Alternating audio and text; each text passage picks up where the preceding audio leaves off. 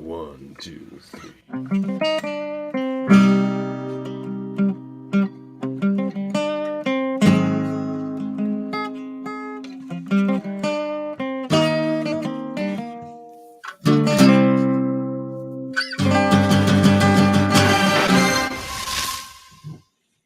What's that first step? Hello, and welcome to X-Rated, the X-Men animated review show. You should always watch that first step. I mean, it's just safety first, you people. Welcome everyone. It's gonna be a good show. It's a special show here tonight because it is CameoFest 1996. Let's see where the night takes us. Let's see where the night takes us. It's gonna be a wild one. The sun can get in my face here. It's like, a nice sunset out there. Yeah, same here. Yeah, it got nice by the end of the day today. You know what? I am your host. I don't need my psychic abilities to know that you wish it had been you. Look, some people go to space. Some people get to host the X-Rated X-Men animated review show. I'm happy with the lot I have, but it's not for everyone. I didn't go to I am the space. Davan of Borneo. What? They went And to with time me, prison. you hear him talking there about time prison is my co-host. The throne should have been mine. Now it shall be. Is the throne finally mine? What? Yes. Is the throne finally mine? I've been waiting ever so long, patiently, calculating, This is biding the my first- time. This is the first I'm hearing about this. My co-host, Mylock. How's it going there, Mylock? Not too shabby there, Dev man. How about you? Oh, not too bad. You excited about CameoFest 1996? Well, this is the first I'm hearing of it, so yeah, I'm more. It reminded me of. So I was listening to the Under the Influence podcast today, and they're talking about Under the influence. So they're talking about how Ted Lasso, the TV show, started out as an ad campaign for some American channel getting the rights to show a bunch of English football. They took a character he did on SNL about a coach apologizing for all the shit his team did, and then they put that character in like an American football coach doesn't know anything about soccer, and then they kind of work that into the show later. But there's a point where someone says, he goes, "Are you excited to find out about if your team is going to fall into regulation or not, Mr. Lasso?" And he goes, "Yes, I'm very excited to find out what the definition of regulation is." That's me. What is the definition of CameoFest? Well, the definition I'm of guessing this CameoFest sparked is... from a very brief conversation we had where I said this episode was like a CameoFest. Of course. I turned everything into a... You took that and ran. You took that ball. I do that with everything. Ran. You ran everything. so far. I couldn't even keep up with whatever this is. So I'm excited to find out. Look, every time I tried to run with the ball in rugby, I couldn't make it more than a couple feet. So ever since then, I run. You're I a run tiny with guy. everything. You should have been a good rugby player. Well, I was the guy they grabbed by their underpants and threw up into the air to grab the ball. Well, you're supposed to be fast. You don't get cut. You don't want that. Yeah. Oh man, I wasn't fast enough. Not a chance. Yeah, CameoFest. Well, look. All I can say to that is, let's see where the night takes us. All right. Anything could happen. I'm in. Anything could happen. Let's find out where this night indeed will take us. But we'll carry on as usual and see if anything happens.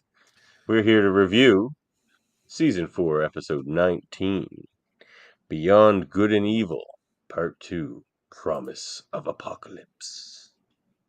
Doesn't really make a lot of promises. Yeah, what was his promise? Even one that I distinctly remember.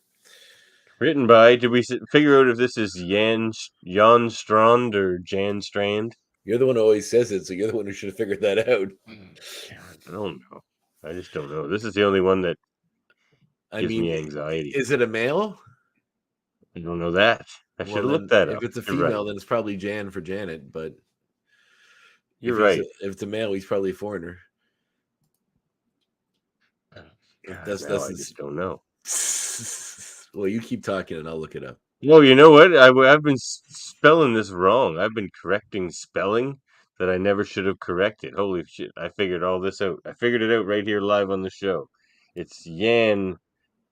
Oh my God. How is it spelled? Strnad. Strand. No. Like this. Strand. Like this. Sternad. Are you sure that's correct? Yes, I just looked it up, and I've seen it like this. I think, right? Yeah, You're crazy. it's Oh yeah, it's no, that's Sternad. you're right, Stranad. Yeah, and it is a fellow. It's a man, so yeah, I'm guessing it'll be Yan then.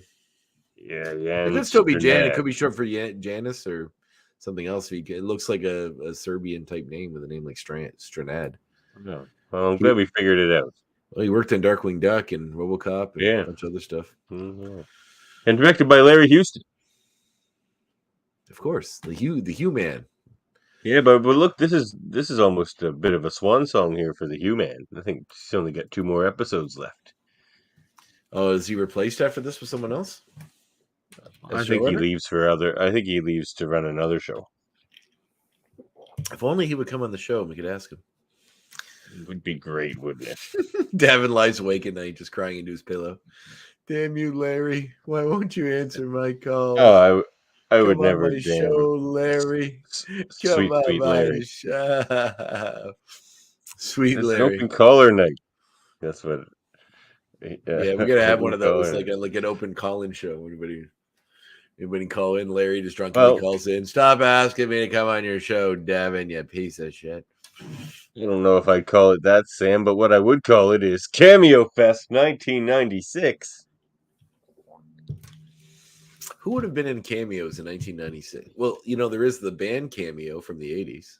It had the very popular song, Word Up, Around the World, Got a Weird Thing to Show You, so tell all the boys and girls, Word Up, up, up.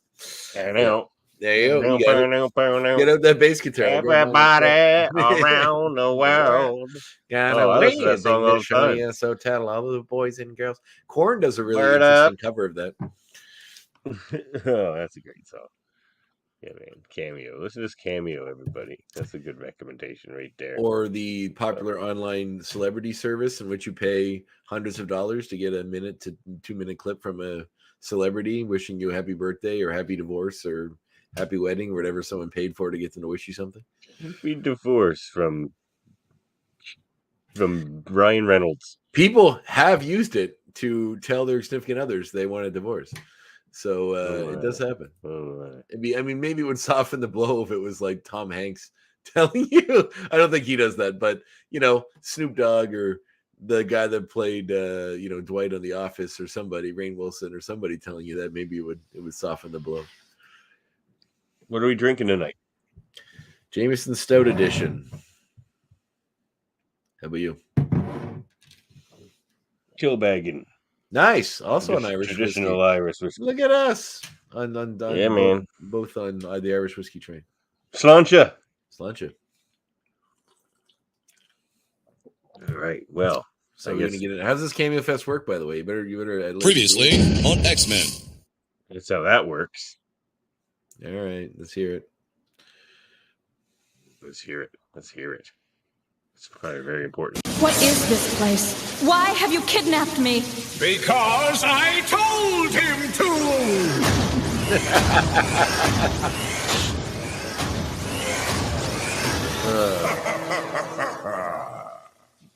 Most people don't. Maybe the best ending to an episode ever. Most people don't realize. Most people don't realize that one of Apocalypse's latent mutant powers is extreme drama. Drama. He just needs to He's the best at it. Yeah. He chews scenery like nobody. That's true. After thousands of years, you really learn how to chew that scene. That voice is pretty fantastic, especially with all the noise of the like the servos and all the weight of him. They really do a good job of making him seem like a real threat, like something that's a little with a lot of gravitas. They do a very good job. Yeah, man. Well, take her away. Well, sir, we begin the episode with. Oops, let me skip past the intro here. And we shouldn't do that normally, but we begin the intro while it's actually in the episode. It's spelled written by Jan Strand, Strand. So that might be a pen Yeah, name. see. But And I I've looked literally it up just and I've paused seen it that on. misspelling. I've literally just paused it on the Yeah. screen, and that's the name that came up, Strand. But if you Google it the other way, or IMDb it the other way, it gives them all his credits. So it could be a pen name, or it could be a misspelling in general. Sorry about that. What one do we go with? Do we go with Strand or Sternad? I mean, it says Strand on the episode, so yes, and it has in all the other ones, and everything else I read, it says Strand. So I'll stick with that for now. All I right, guess. I'm going back to Strand. Sorry, Sternad. You're now Jan Strand again. So we catch a space battle going on, and what we soon come to find out is in the Shi'ar Empire, in which various soldiers are shooting at ships which are attacking the main citadel. One of the ships gets through, blasts a hole in the door, and reveals itself to be Deathbird, who is the sister of Lilandra, who is this is her coup in order to take over the empire, basically after their brother failed before with the Phoenix Saga. So while this is going on, Gladiator shows up to save the day. There's a big fight between Deathbird's people and Gladiator. Gladiator You promised to destroy Lilandra! I lied. Farewell, Empress. What a dick. So Promise basically, to destroy the Empress, X-Dan, our first cameo of CameoFest 1996. Yeah, well, no one lies quite like Apocalypse lies. that's pretty great. Because he told you to! He told you to. So we soon find out here that Deathbird was promised assistance from Apocalypse. That Apocalypse only agreed to do this to gain access to the Oracle, who is Lilandra. No, Lilandra herself, isn't it? Is it Lilandra he took away? Yeah. Yeah, okay. I thought Who? it was, Who, Apocalypse? yeah. They kidnapped Jean. No. Right now in the episode, he kidnaps Lilandra. You got a little background noise happening there, X-Dan. Hmm. No, now it's good. You're good now. So it seems like Apocalypse is going to help them capture Lilandra, but actually he wanted is it Oracle? Is that her name? Not Oracle. Who is that her name? Okay, yeah. So the one of her guard, the Praetorian Guard there. Courtier. What? He calls her the courtier of the Shi'ar Empire. Yes. So it's funny because like he has Lilandra, then he just drops her, and then he picks up like the other one, and then Deathbird comes in and goes, "You said you'd help me," as you just played, and he's like, "I lied." And then he just goes back through the portal, which is pretty fantastic, I must say. How are you, X-Men Dan? How are you feeling about? Yeah, man. How you doing, X-Man Dan? You're muted currently, so I'm doing well. It's loud here, but yeah, so well enjoyed Apocalypse going and in every episode. Sorry to have surprised you there, Mylock. Bit of a shit, but despite my 300 pounds of raw adamantium skeleton, I'm quieter than you'd think. Samurai skills, ninja training, and all that. Yeah. Being that Davan still hasn't explained what CameoFest means, I'm going to guess that various folks are going to cameo in the episode. They may or may not have limited understanding of what CameoFest is also. Okay, so I explain very little to as many people as possible. Oh, great. Oh, no, he took Oracle. That's Who right. do we say? I said Oracle. At first, I wasn't sure if I had the name right, but then no one corrected me, so I just leaned into Oracle, and I guess I was right. For some reason, I get Oracle and Destiny mixed up sometimes because Destiny's, I don't know. I'll tell Destiny looks like she should be called Oracle. I think they have similar powers too. Foresight. Yeah. Excellent. So, how are things in the Weapon X program, X-Men? Do? Not good. Not good. Ryan Reynolds lost a lot of funding. The funding's way down for the Weapon X these days. It'll come back. We're selling out a lot for that. Everyone's trying to do their own version of across the multiverse. We're going to have a lot of cameos, a lot of different Wolverines from a lot of different eras, just like there have been a lot of Batmen. There's only one Spider Wolverine people from film, so I don't know if it's going to be Hugh Jackman in various ages. Yeah. Okay. Well, I mean, all of the Hugh Jackmans, we should say. Mhm. Yeah. Jackmania for mind-controlled super soldiers isn't what it used to be either. Well, You know. I can't wait for that Kevin Durant return as the Blob. I think that'll be a solid Yeah. cameo to appear in the CameoFest. Yeah, maybe you're in Cameo You know, Fest if they're 1990. doing like a Deadpool falling through the multiverse kind of thing with that third Deadpool movie, that would be fun if they Yeah. actually did bring some of those people back. Yeah. Oh, they're gonna for sure. Oh yeah. I'm on board for that. Well, keep taking us through the episode there. Okay, well, so old Apocalypse obviously lied to gain access to yet another telepath, leaving Deathbird to be recaptured by the Praetorian Guard and her to go. You never have too many telepaths.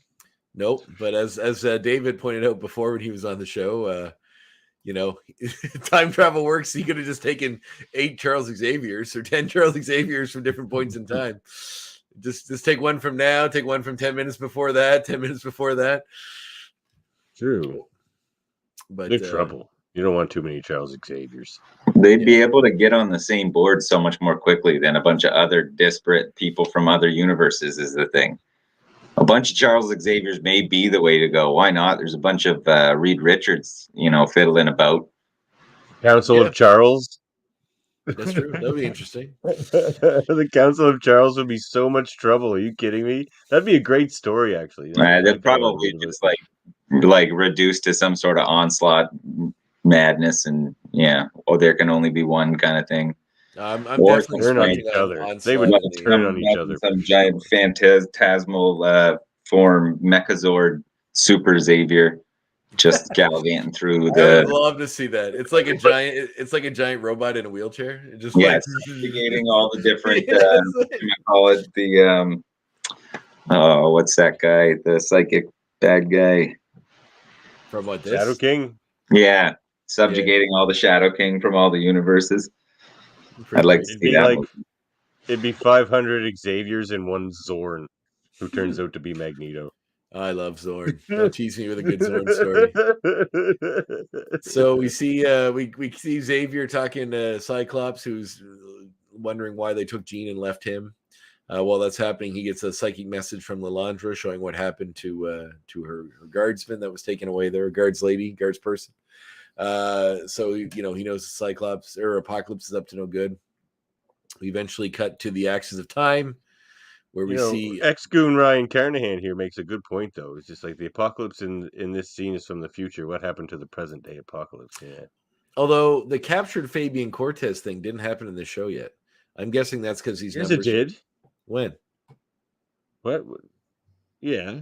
Remember when he captured Fabian Cortez and Deathbird was just standing there, and it's the first time we saw Deathbird? That wasn't Apocalypse. Who was it then? It was. It was Apocalypse because it was because she becomes one of his horsemen. X-Dan knows Deathbird's a proper horseman. Yeah, Deathbird's a proper horseman. But that didn't happen in this show yet. Yeah, that was a long time ago. No, she was not one of them. On one of those Fabian Cortez episodes. There were Fabian Cortez episodes, except for the ones in the future with Bishop and the X Factor episode. Sanctuary Part 2. Yeah. Yeah, it was at the end of Sanctuary Part 2. Was that this season? Yeah, it was this season. That's the one where they go up on Asteroid M and, Fabian turns on Magneto and stuff. Yeah, at the end of it. I'm getting Fabian Cortez mixed up with Forge. Sorry. Yes, that makes Okay. I don't remember Apocalypse being there, but I guess. Oh yeah, he just shows up. Right, you're right. You're correct. And you're like, what are those two doing here? Yes, you're 100% correct. That was the start of CameoFest 19. Well, actually, that could still be this Apocalypse. That could have started when he agreed to help her. It could be time traveling around, maybe. Was Cortez a psychic too? He wasn't though. He only took powers. No, he enhanced other people's powers. Yeah, his amplification would be beneficial to anybody. Well, that would make sense if they were using it for the psychics for whatever his plan is here. Yeah. Just like to blow up everybody's brains. It's like I need all the psychics. Still could kind of work in this context, but that's a pretty classic move, actually. I mean, blowing up everybody's brains. Well, taking all the psychics out first in some capacity, right? I guess so. Earth X Dan, remember? Yeah, that's step one of the Earth X history. Yeah, X Dan loves his Earth X. Loves my Earth X. Yeah. Does not treat Wolverine well. Will not lie. Not great. You have to wait until like Universe or Paradise X for him to get some sort of redemption arc. Just act together. Act together, Earth X Wolverine. So we see Sinister monologuing a bit to Jean Grey in the Acts of Time, revealing that his whole master plan is to create this race, like the genetic experiment using Jean and Scott's DNA, in which she says you'll have to wait generations for that to work. And he says, not with the help of time travel, basically. And then we see Oracle get dropped into a cage beside Jean. From here, I can exist in all times. Even as I begin an experiment, I can leap through a portal and see its result. It takes the fun out of it, though, doesn't it? Yeah, kind of. But, obviously it would be a very useful tool for a scientist. True When I first attempted time travel, fate, in its infinite wisdom, threw me off course into this, the temporal control center of existence. Yep. Well, he explains more if you keep it going. In due time.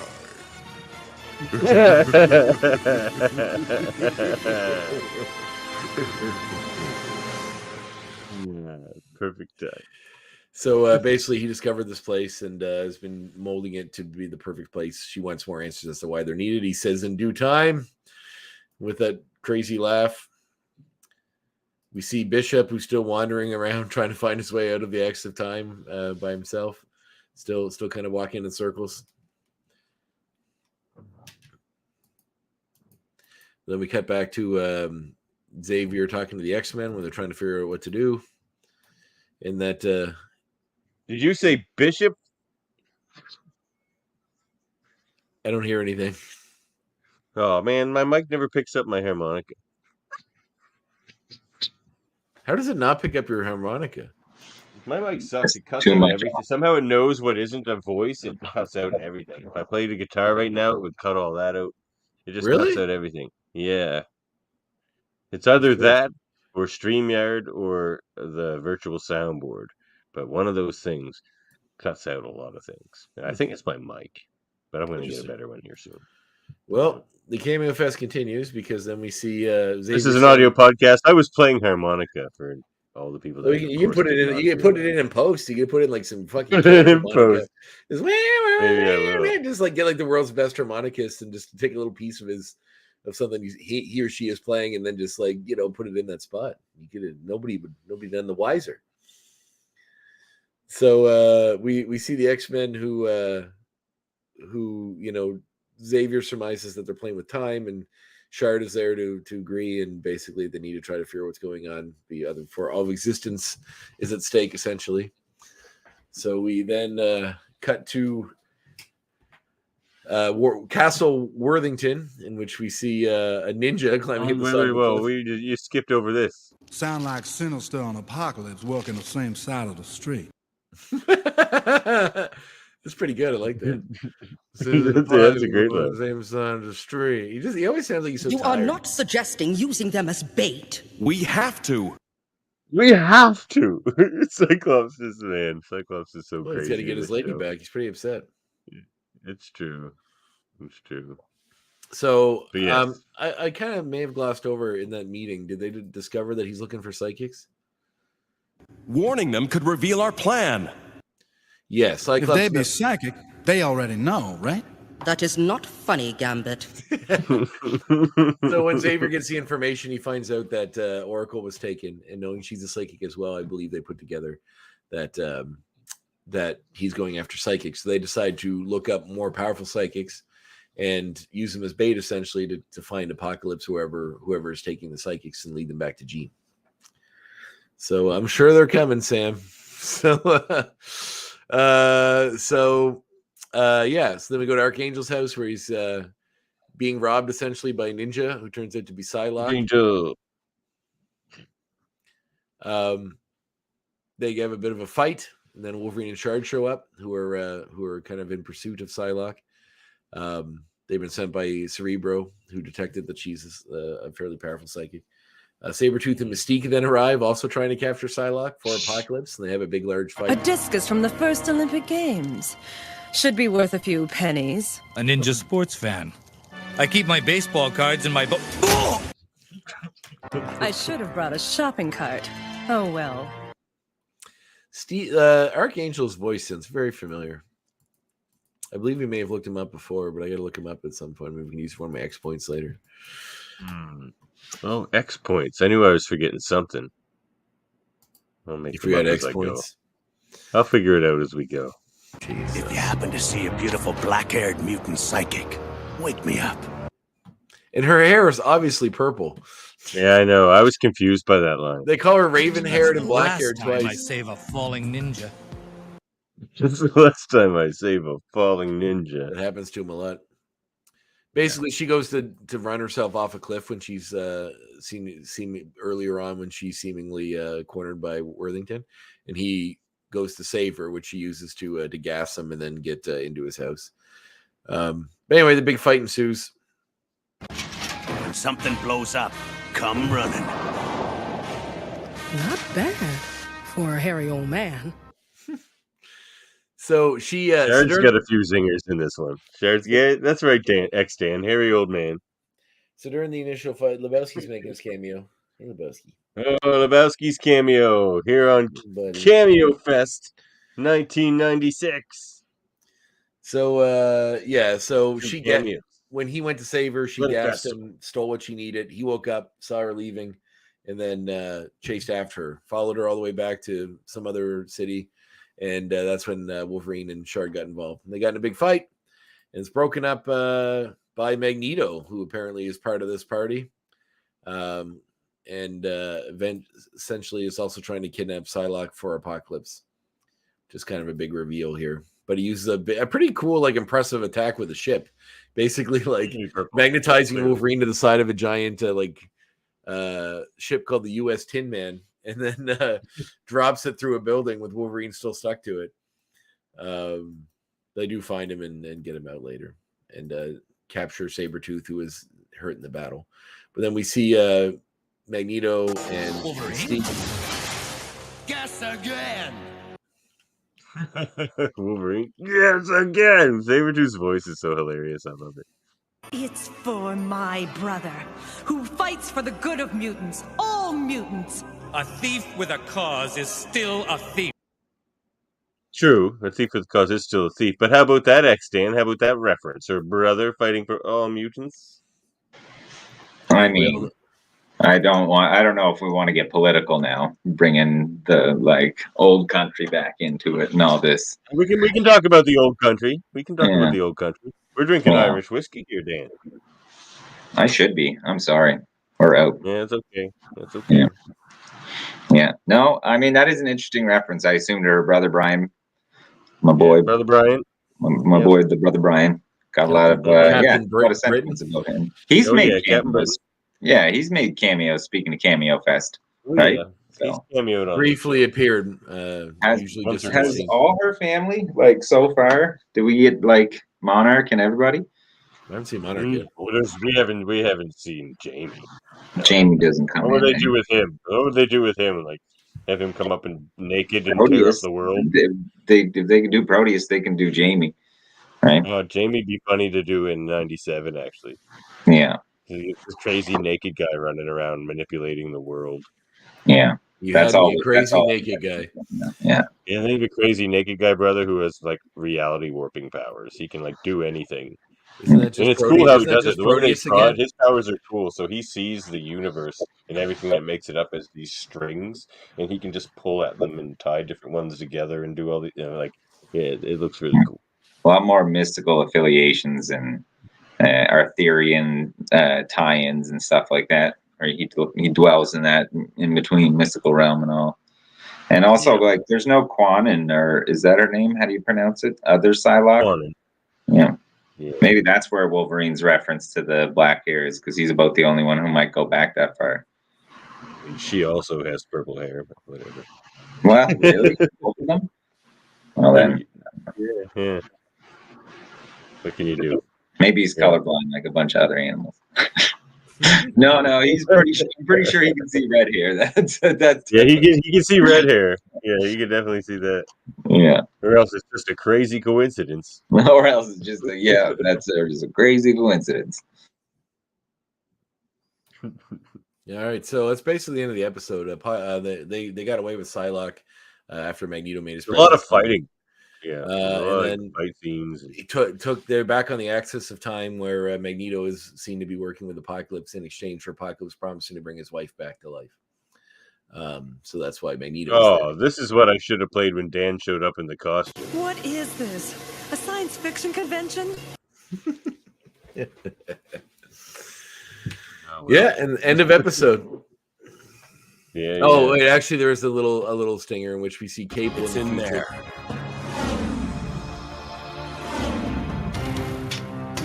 And we're gonna borrow it. That's funny. It's always like, and we're gonna take it, or we're gonna steal it, or we're gonna destroy it. We're gonna borrow it. For context, and bring it back rewound. Cable and his son Tyler are going to break into apparently at some point in the future, same as with nuclear, they had nuclear disarmament. All the countries got rid of their nuclear weapons, but most of them kept one. So using that as an allegory, Cable says that they did the same when they had the time machine that took them away, but the government still has one, so they're going to go steal it from the American government, or the 3,999 version of the American government, whatever it looks like then. Yeah. Clinton. I love how I never asked Lawrence. Did we talk to Lawrence when he was on about like if John Wayne was inspiring to his version of the Cable voice? Because it does sound very John Wayne. Sounds like an Andre question. So it does sound very John Wayne-ish. I mean, it's very Wild Man of Borneo. Yeah. Anyway, end of episode. We'll have to have Uncle Lawrence on again. Ask him something. Yeah, Uncle Lawrence was a great guest. He certainly was. Go back and check out that interview from 2 weeks ago if you haven't seen it yet, everybody. Each of us will have to look into his own heart and decide. All right, let's decide. Let's have X-Dan go first. X-Dan. Yeah. Cameo yourself a rating on this episode. Did you watch this episode? I have. I didn't I kind of had to rush watch the hot points for this week. I apologize for not having kept up. I should also point out before going any further what an honor it is to have only not to fill this seat after so many prestigious guests and be only the first cameo and maybe the only to take the call. We can give you the big screen. Not so much that. I just mean mean the kind of hats off to you guys for the guest list you've had so far. It's been a ride. Well done. It has been a ride. It's been a ride. There's a couple more irons in the fire. I don't know. I feel hesitant to give the episode too much. Warren Worthington gets rolled. Wolverine gets smashed through a couple buildings. I do want to work in threes because it comes easier for the whole claw motif and all. But should it be six? No, I'll probably stick with it's an 8 if for no other reason than the end credit scenes. End credit scenes mean more in this day and age, and probably they have, God, ever. And that one throwing down a little Cable, a little splash of Cable in the Bishop mix. I mean, you can't ask for much more in a time travel episode than Cable splashed in at the end of a Bishop and Apocalypse storyline. Good stuff. The only thing missing is Days of the Future Past Wolverine, really. What do you want him for? I mean, he, Earth X later on, shenanigans. He's done a lot of time traveling. He got plucked out of the moment before he gets vaporized by a Sentinel in the storyline that have been thrown onto a super team of time travelers to solve a bunch of problems, with Maestro and a couple other guys, accepting his fate that he'd go back to be incinerated once his job was done. Good times would have been, it's impractical, obviously. 8 is my rating though. Like it. 8's a good rating. 8 for not being Earth X. That's the short answer. Yeah.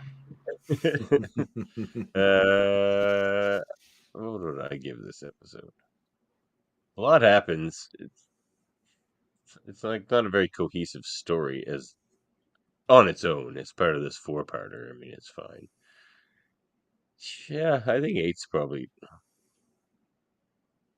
I'm gonna give this one a 7. Wasn't super blown away with this one. Yeah, I thought it was pretty fun. I'll give it an 8. It's a fine part. It's a fine part of this 4-part, but I think I liked the last part better. I have a feeling the next 2 parts could be strong. So it is funny. It's funny how just Magneto shows up and he's like, so he practically says, "'Tis I, Magneto." Like it's just like basically announcing a cameo. It's so funny. Like perhaps I can help. Yeah, that's what it was. This really does like, feel like Magneto. This really does feel like they thought this would be the last episodes of the show. They literally are just bringing everybody out to play. All the tools are almost all the toys are out of the box. So yeah, you could tell. And if it was supposed to be, it would have been a hell of a way to go out. So oh yeah, it would have been. I mean, I guess it's better to have one more season, even if like it's different animation and perhaps not as strong storytelling. But yeah, I mean, I like would it. have been Solid an 8 for way to me. go. All right, I guess I'm just being a bit of a stickler on this one. Yeah, you are. Maybe since I didn't prepare X points, I can like delegate some of mine to X Dan.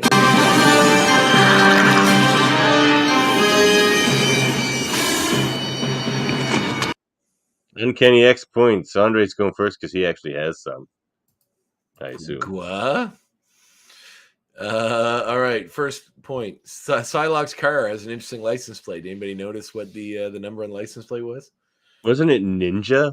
No, it was THX 1138, which is something that George Lucas slides into a lot of his movies because it was the name of his first movie, the one with Robert Duvall. Oh, THX. Yeah. It's 1138.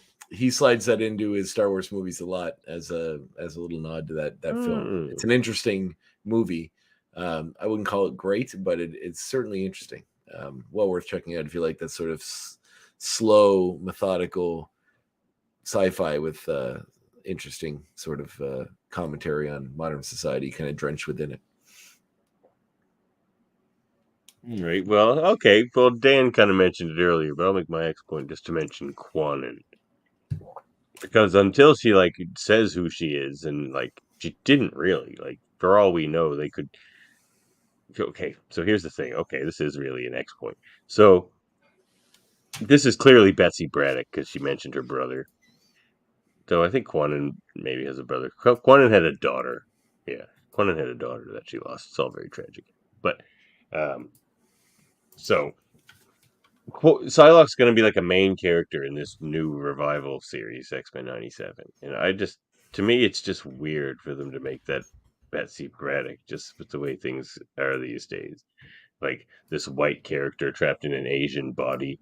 It's just kind of, I just don't know if they'll go that route with it. They might just make it Quanon. They might make her Quanon rather than Betsy. They might forget she said that brother line or just gloss over it and just make her Quanon. That's interesting. Yeah. Quanon being like the person whose body they stole to put Betsy in there in the first place. And anyway, eventually they were split into two. Betsy got her body back, her British purple-haired body back, and Quanon got her body back. Because for a while, Quanon was running around in Betsy's body, and she was called Revanche. Yeah. Anyway, yeah, that was a good X point. You got a surprise X point for us, X Dan? Well, maybe I could just ride the wave, keep on that train. There is the fact that I was trying to think about an X point having been related to however many horsemen. Like, could they even have conjured up 4 horsemen from available horsemen of people who have taken the role? Wolverine being one, like Warren being an obvious other, and then like as we've discussed, Deathbird or Warbird. I'm sorry, I always get them mixed up. Deathbird, right? Banch. Yeah. Is Banch is Banch in here? And Banch is such a far-flung in this episode, but he's in this show. Oh yeah, well, there's plenty in the show, but I was just trying to think of this episode. But instead, I think I'll jump on the Warren. Sinister, kind of. Wasn't Gambit one too at one point? Gambit was like, I mean, I don't know. I don't think so. Gambit was he a corrupted horseman, by or was he like possessed by Apocalypse or something? Yeah.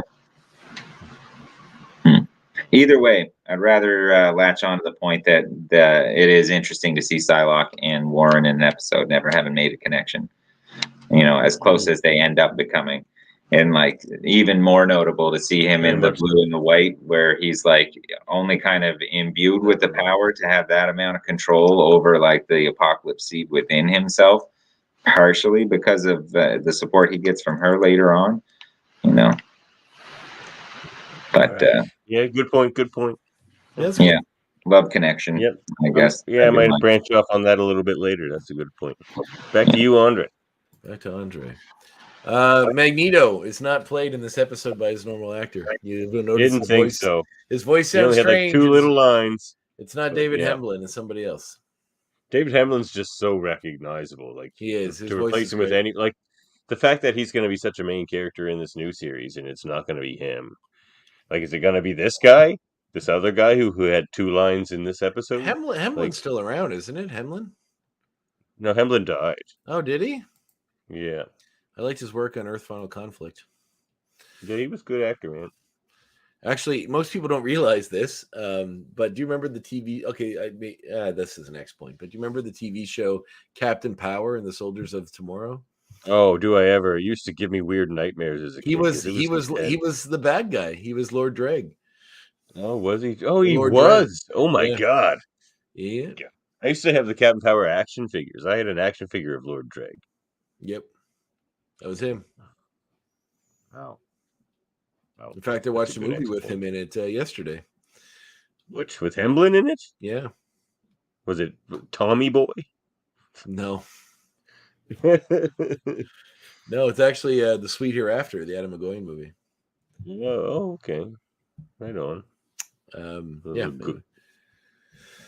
So, all right, no, that was really my point. Oh, no. Yeah, that was my point. Oh, that okay. was my point. Different voice actor. That was my point. Go back. Okay. Yeah. I got another one.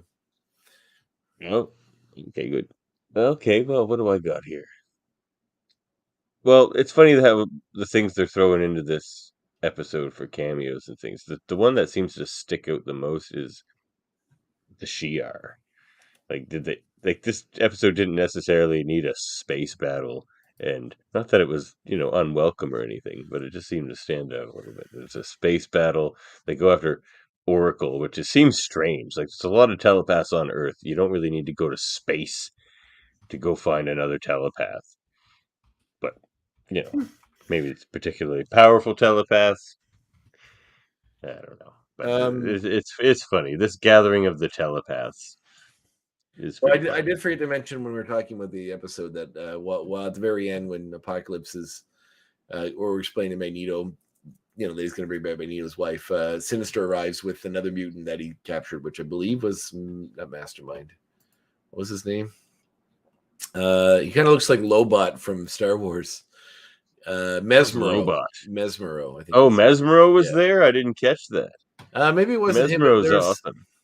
There's somebody that we see. Oh no, it's the Games Master. That's who he rides with.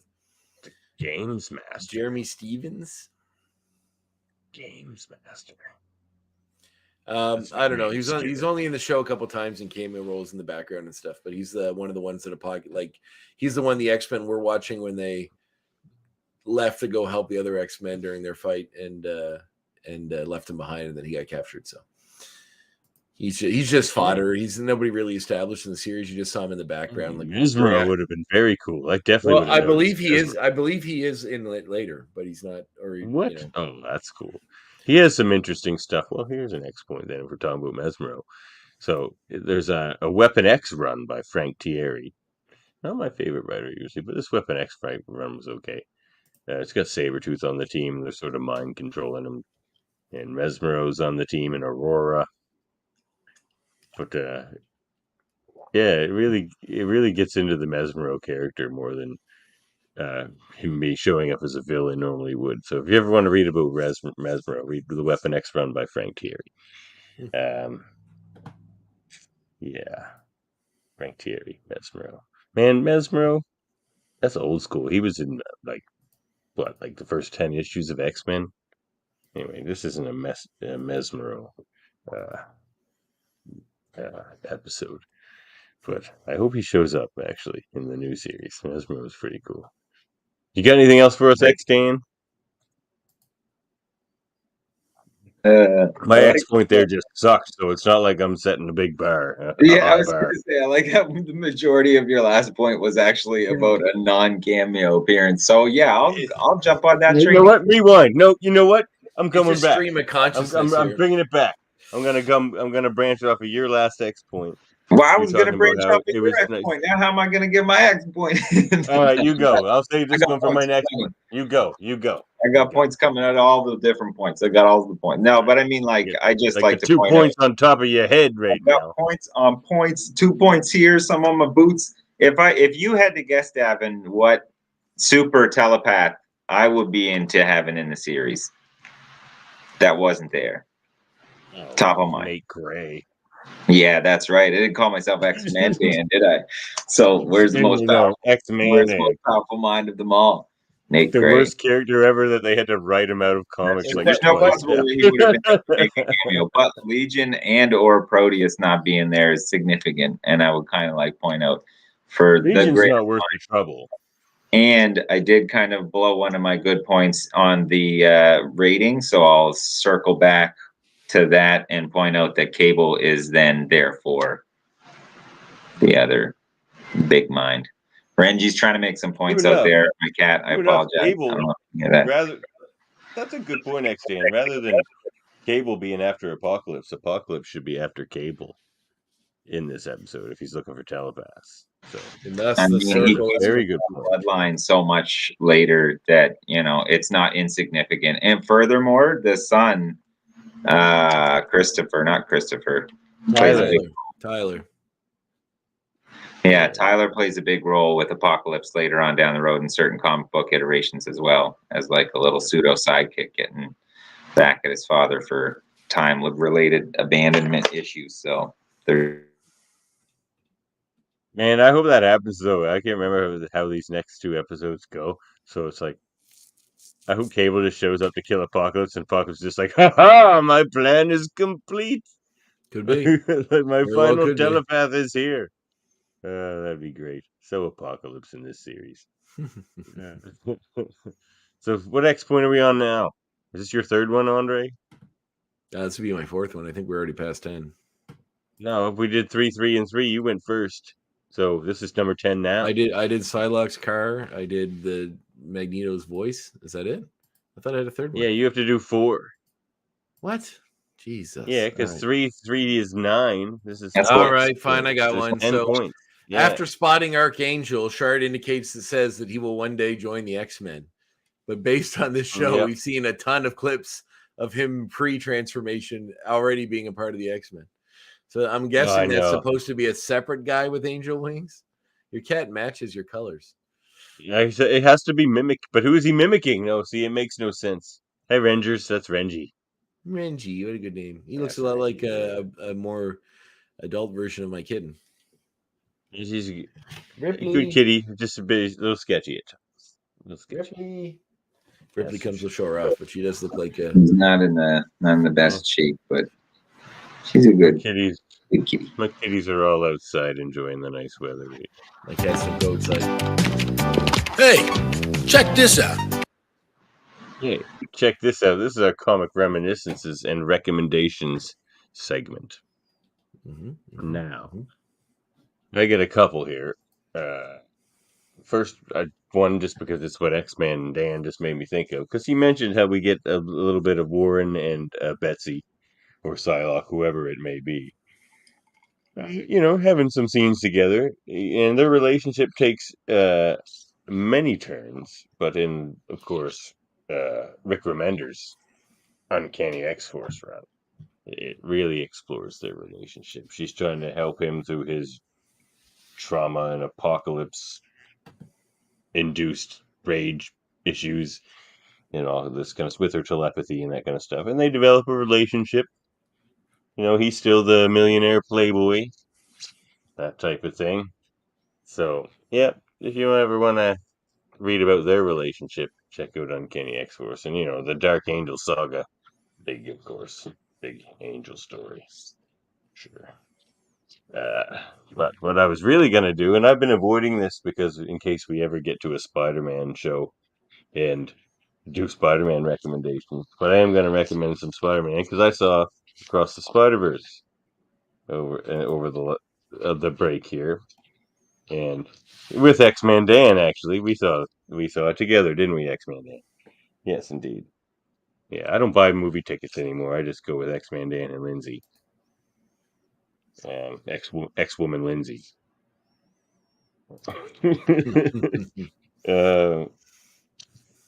But Spider-Verse, check it out. We're going across the Spider-Verse. Check out the Spider-Verse story. It's nuts. It's very funny. We get Spider-2. We get Superior Spider-Man. Like, it doesn't get much better than Superior Spider-Man. There's Peter and Superior going at it there. We get Miles. We get the Spider-Man from that cartoon. What's the cartoon? Oh, is it? It's one of the more recent ones where it's quite cartoony and like he'll do speech bubbles and Ultimate things Spider-Man. even. Ultimate Spider-Man.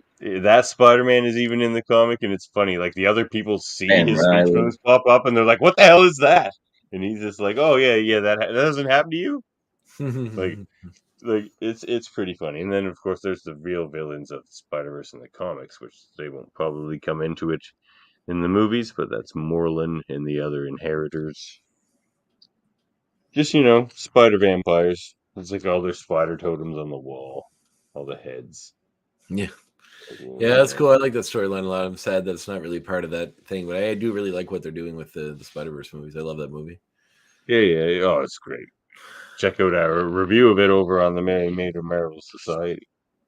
That's mine. Check out Spider-Verse. And it's got a bunch of spin-offs. I got those too. There's a Jessica Drew spin-off. There's like a bunch of there's a Superior Spider-Man spin-off. They all have their little corner of that story. Nice. Yep. To you, Andre. To me, well, recently to you, my board. Recently, on my other podcast, I had Adam Gorham. I did have Adam Gorham on the show, but before that, I had Jim Rugg on the show, who has Adam Gorham's coming on this show. Yes, he is. But Jim Rugg, who did this book, which I picked up in honor after a conversation because it was coming out. And I wanted to read it, which is his Hulk Grand Design book. Which is I just poured way too much whiskey into that glass. That just means you have to drink it. I know. So, and when she goes through the entire history of the Hulk and all the different art styles from his inception all the way up until basically, where does it end at? Pretty recent. It ends up right around. Jesus, I had this here. Oh, the Maestro getting blown up by the bomb again. They go all the way around to that. But mostly they talk about Red She-Hulk, World War Hulk, all that sort of stuff. It's kind of where it ends. But it catches you up on the entire Hulk history in such a fun, interesting way. That's awesome. Various versions of art. Complicated history it is. But like they use art that's like an homage to Kirby stuff. They do an homage to Buscema stuff. He matches kind of the art styles of a lot of the 90s with the Smart Hulk, all that sort of stuff. Even like when drawing the Maestro kind of doing the Peter David stuff. It's very good. Very, very good. And a very cool book. I know his podcast partner, Ed Pisker, did the X-Men Grand Design book, which is a similar story, a similar format, but this one is this big. That one is like an omnibus. It's huge. The Grand Design. I believe they're working on a Fantastic Four one. I can't remember who's doing it, but wow, that one's going to be thick too. Yeah, but the X-Men one it looks really cool too. And based on this book, I think I definitely want to pick it up. It's super cool. Rugg is such an interesting. He's graphic designer origins, which obviously make him and I similar in that way. And he really utilizes all types of craft and art style and stuff to explore it. It's really fun and really, really good. Interesting. What's your favorite Hulk run? My favorite Hulk run? Yeah.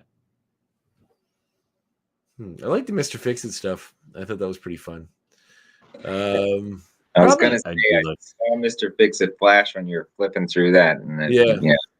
Brought back. Man. Mr. Fix-It might be my favorite version of the Hulk, other than just like all outrage. There's kind of parts of me that I really want to read that whole. I read the first 3 or 2 volumes of that horror kind of bend they did recently with it. What was it called? Oh, the Jenkins one, or no? No. You mean the newer one with the Devil Hawk? Al Ewing did it. Yeah. Yeah, Devil Hawk. Yeah. That one. I want to read that. That gets crazy where he goes to like they create the antithesis of the one above all, the one below all. Oh, that's and cool. Hulk fights the one below all, and That sounds awesome. it gets Yeah, I'm crazy. down for all And they that. have they create this whole lore around anybody who's affected by gamma radiation and how they're all like the Green Door and all that. Yeah, I read far enough to get into that.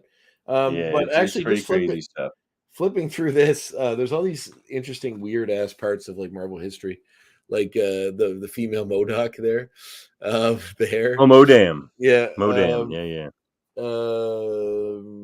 No, this was I got a Modam right here. No, this was Ms. MODOK. This is like way before that.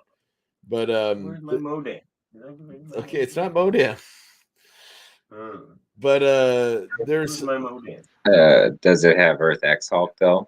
No, unfortunately not. Because why would it? But this Mr. Fix-It picture is fucking awesome. It is, yeah. But one of my favorite covers ever is Wolverine #8, I believe it is. Actually, this version of Hulk I remember liking a lot when I was a kid. The 90s smart Hulk. That's the most 90s Hulk. Yeah, I know. I had such a kick out of that 90s Hulk when he was smart. Peter David's Hulk. He was just doing I'm a fan of like just big fun superhero books where they just sort of lean into what they are and you like John Byrne's Superman or John Byrne's Fantastic Four or She-Hulk or like a lot of John Byrne stuff like sits into that. Peter David's Hulk run, like all that stuff's just fun, like good fun superhero stuff. So yeah, Dan Slott's She-Hulk run is like that.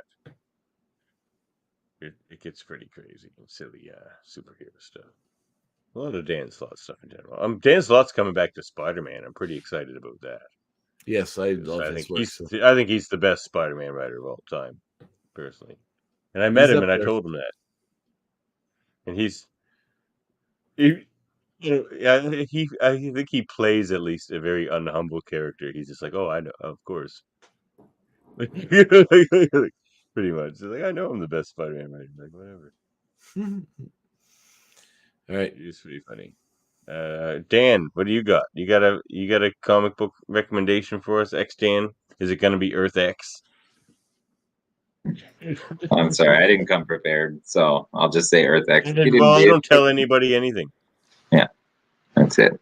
And we love you for being the only person to make a cameo on CameoFest 1996. Yeah, I mean, again, I'll say it again. You guys have there's some big shoes to fill, and quite the honor. You guys have had some awesome guests. Stop it. I was on for the one episode, and I regret not having made more or paid more attention to some of the like prestige that came before me. So we'll put it that way. Well, not too much came before you. You were on there pretty early. Yeah, but didn't like Lorraine come on just like the episode before? I think I was. You came on right after Lynette. Like I was like, yeah, good. That's pretty big. And again, she tackled some much more interesting subjects than what were we on? Like now you're the first seat after Uncle Larry, Uncle Lawrence. There you go. Yeah. But no, yeah. Did you check that out? Did you check out the Lawrence Bain interview?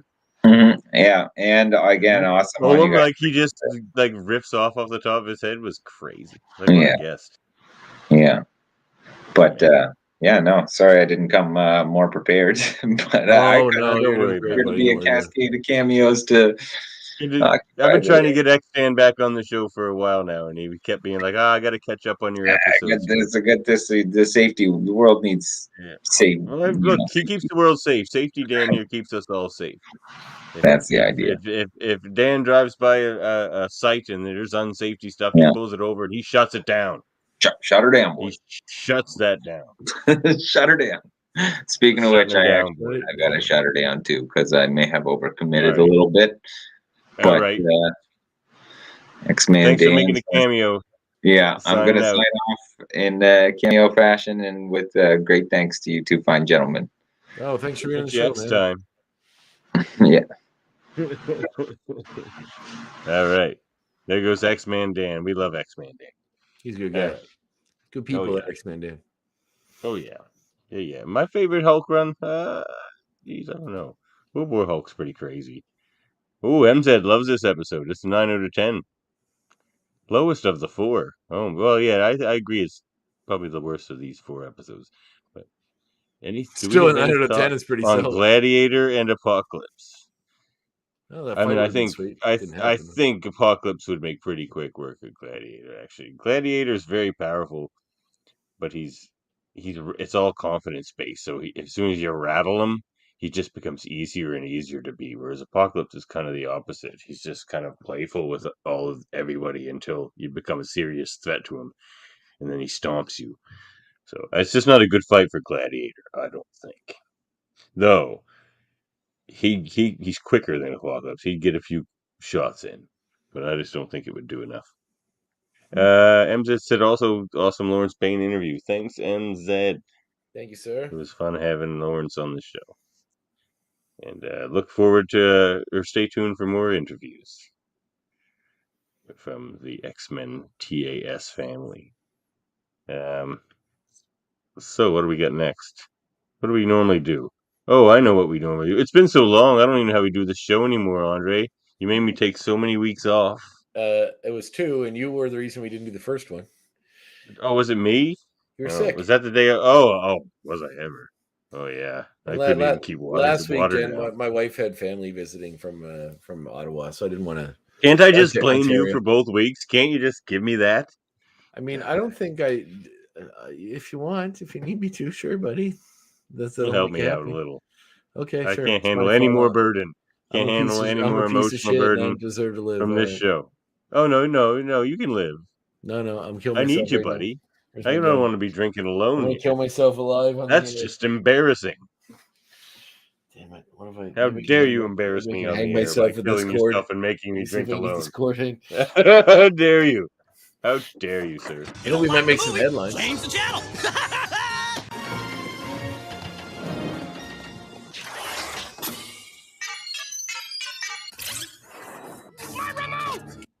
It's my remote with Andre. I know you're ready for this one. Now, speaking of my remotes, how far are you through the most recent Hold Up? I finished it.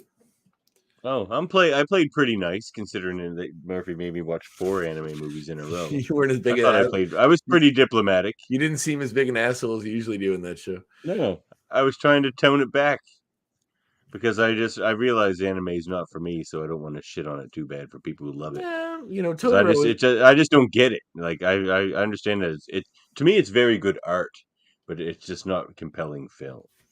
Generally. Well, there's like a whimsy to it. You kind of have to like open yourself to like being in a more like a fairy tale than a real conventional. It's very much that. Yeah. Although you guys picked, I guess like you picked 2 Ghiblis, which I probably wouldn't have done. I would have picked one, and probably would have been Princess Mononoke. That was my pick because and I had to watch it twice because I was confused the first time. Totoro is a pretty good movie. I mean, you should have done Akira for sure. That's what Murphy said. Yeah. But I had seen most of Akira before. You should have done that over Totoro for sure. Totoro's a fun movie. Like I watched it about a year ago, and I really liked it. But it definitely strikes me as a kids movie. Like I think I messaged you because you said in your podcast that you didn't think any modern kids would love it. My cousin's kid adores it. It's like her favorite movie. Well, that's interesting because it's just but you can't experience things the way a 4-year-old would, right? Like to them. No, exactly. I probably would have loved it as a 4-year-old too, maybe. But it's just looking back now at the things. And the other one I never heard of. So. Oh, don't worry about it. But honestly, for the first half of it, I enjoyed more than those other 2 movies. What I would have, if I was your pick, I would have done. Stop caring. Okay, this is what I would have done if I were you guys. To give you 3 starkly different options, I would have done Princess Mononoke for sure, Akira, and Perfect Blue.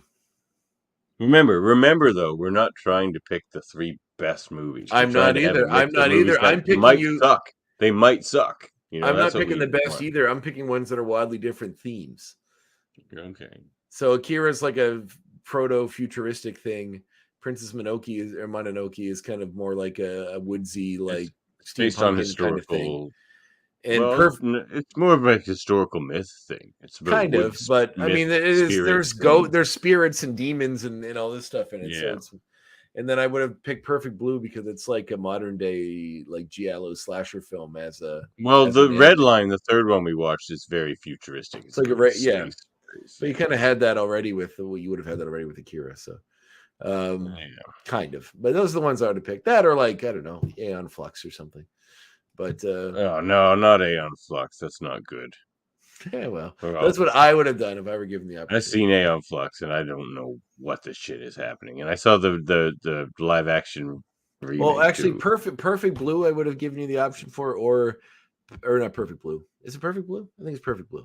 Or Paprika is the other one I would have suggested for you. Oh, that's showing up. Murphy has that on some other theme. That Oh. movie's actually going to show up on our show. Yeah. Okay, that's about going into dreams. So if you're doing a dream episode or something, Dream Logic episode. Do you guys settle on your? Is it a mix of live action and animation by any chance? No. In fact, from what I understand, what's his face? Christopher Nolan owns a great debt to that movie because I guess like it came out before the same as Existence, which we talked about before. But that one I think Nolan owns a lot too as well because both have elements of Inception in them that are like deeply very, very close, like very close. Paprika's like some kind of a guy as a weapon that can invade dreams and people have to go in after them. It's very Inception like.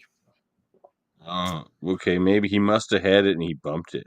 It seems to not be on here anymore. All right, well, it's a good one. He must have had it. He must have had it on the Anime Island and then bumped it for Redline. And he only picked Redline. Murphy likes a spite pick every now and then, where he just picks a movie that he thinks I'll especially hate. And he was but I surprise him. Sometimes I like the movies he picks. Anyway. Yes, I do. I've listened to the show. I'm aware. Yeah. Well, next one's on boats. And we can all thank Kevin Millard for making me sit through 3.5 hours of Das Boot. Oh, you didn't watch the 6-hour cut? What? There's a 6-hour cut. You should have watched that one. It's going to take me 6 sittings to get through this 3.5 hour cut. Not that it's bad, even. Like, it's okay so far. I'm like probably like 40 minutes in, but 40 minutes in is just like saying you're 10 minutes into most movies. Like, nothing has happened. I'm 40 minutes in, and literally nothing has happened. So they've gotten on the boat. They're on the boat. A friend of mine has a board game called Das Boot, or no, U-Boot, in which you play a German submarine during World War II. Yeah.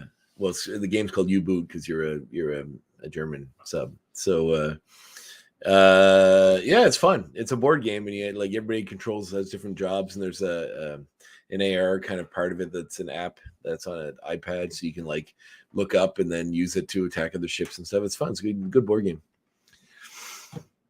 Boats. So what did you choose for boats? Yeah, Das Boot makes sense. But I made a fun pick. Titanic, obviously. Pick. No, I'm kidding. I wouldn't. So Kevin picked Das Boot. I picked Captain Ron. Delightful 90s comedy. I loved that movie. I've seen it like I don't think I've ever seen it actually. Oh really? I loved it as a kid. I loved that movie. Kurt Russell, Martin Short, Canada's sweetheart. I do love Martin Short. Oh man, who doesn't? He's one of the funniest men ever. Also, during your anime episode, you guys talked about Graveyard of the Fireflies. Neither of you have heard of it. That's a huge anime. That's like a well, no, I only heard of it because yeah, Murphy. I was surprised Murphy hadn't heard of it. I've heard of it in my research after watching Princess Mononoke once and not quite getting it. So then I did some research on some Japanese myth and stuff, and on Ghibli and stuff. Yeah, well, interesting how it was a double feature that you could play on any order you wanted. I'm going to read you the description for Perfect Blue just to show you how different of a theme this one is compared to the others. Okay. A pop singer gives up her career to become an actress, but she slowly goes insane when she starts being stalked by an obsessed fan that seems to be a ghost of her past. It's an anime movie? I feel like that's a Natalie Portman movie or something. Well, you're describing the Black Swan, but they're very different movies. But it could have been inspired by this for sure, because I know Aronofsky draws from a lot of various... Actually, you know what?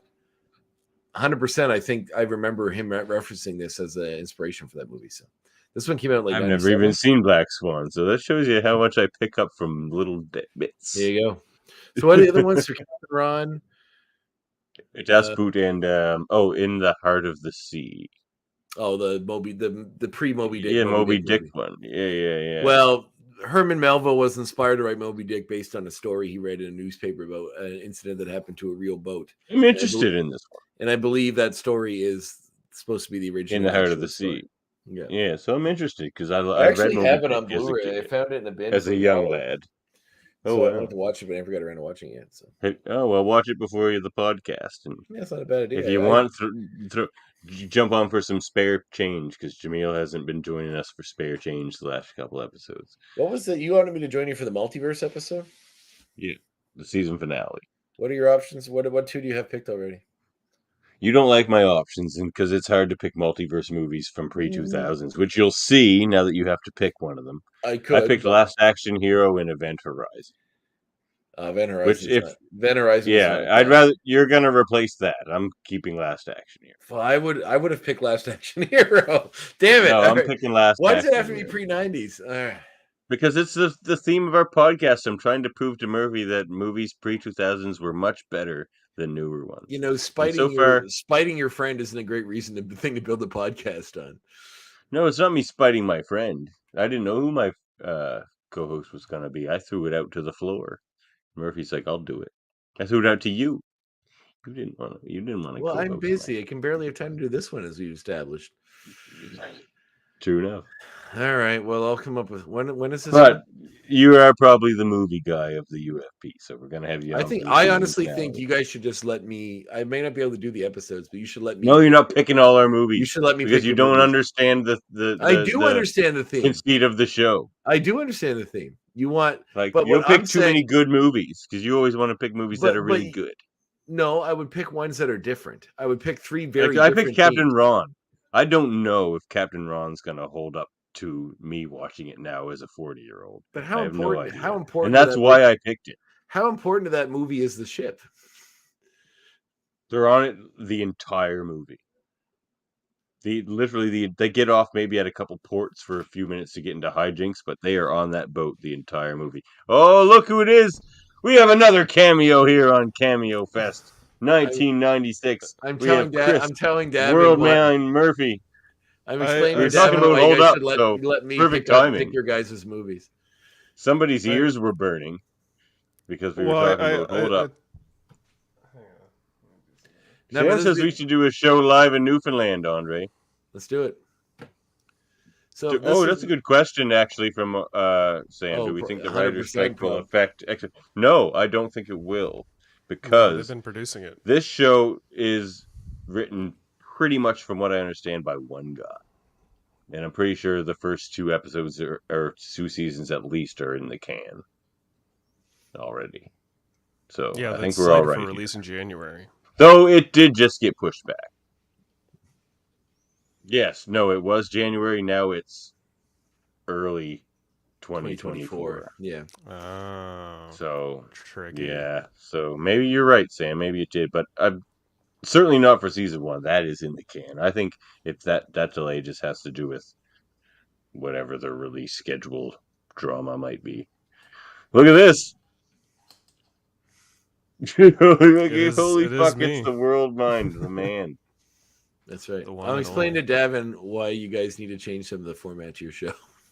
Yeah, well, explain it to Murphy now that Murphy's here. Okay. He doesn't like our movie choices, mostly yours. No. All right, Davan, let the man speak for himself. I'm not saying that at all. I'm saying you need to get rid of that only one movie has to be from now, and then all the rest have to be pre-90s. No, that's not going anywhere. That's that really well. So one of your options out of 3 is from 2000s up, and then the rest is all before the 90s.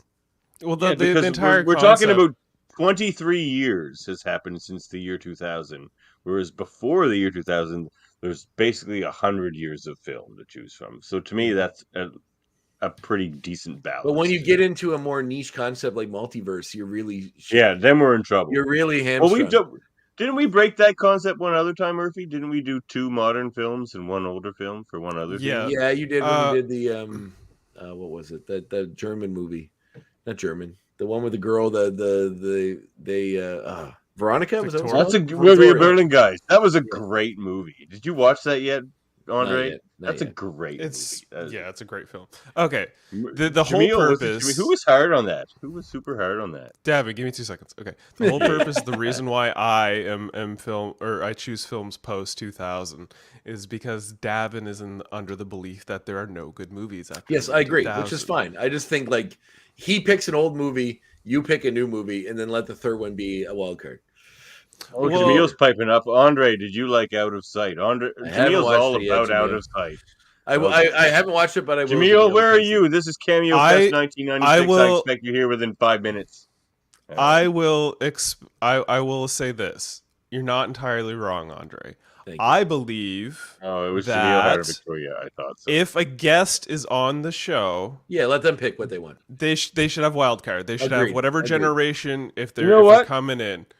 I can get behind that. Get behind that because they can pick whatever. That's fine. Yeah, because I feel we've sort of cornered our guests by telling them they can only pick pre-generation or whatever. So from here on out, like I already proved my point on this show that old movies are better because we had Dr. Strangelove and it's the best movie ever. I feel like getting into arguments about what decades are better than other decades for movie is folly. Just watch good movies. It doesn't matter. Yes, like why draw this arbitrary line in the sand? Okay, I don't want to feel like too much of a curmudgeon. It wasn't more or less an arbitrary line. It was more like the beginning line of a blueprint of something that's evolved. Yes, it was something where like, all right, well, this is you know what we've come to realize that it's all shades of gray. Yeah, and we're more or less exploring the themes of the film. And that's true. And I think if you I enjoyed Redline way more than Murphy did. I think if you did that, so the third one could be whatever, then that would open it up in a way that would probably fix that. Only if we have a guest, because I'm always going to pick. And if you don't have a guest, let me pick your third one, and I'll tell you what it is. Well, think about it. All right, because I feel like I'm not against that idea. Thank you. I feel like I watch a lot of movies. He wants to pick all our movies, Murphy. Every time I come on X-rated, I know. It's not good. One of our hold-up episodes, he's like, "Look, I probably should have picked all those episodes for you guys." Like, what do you think? What do you think? I love your guys' show. I listen to it and I enjoy it. So the only difference is I know you personally, so I can tell you this stuff.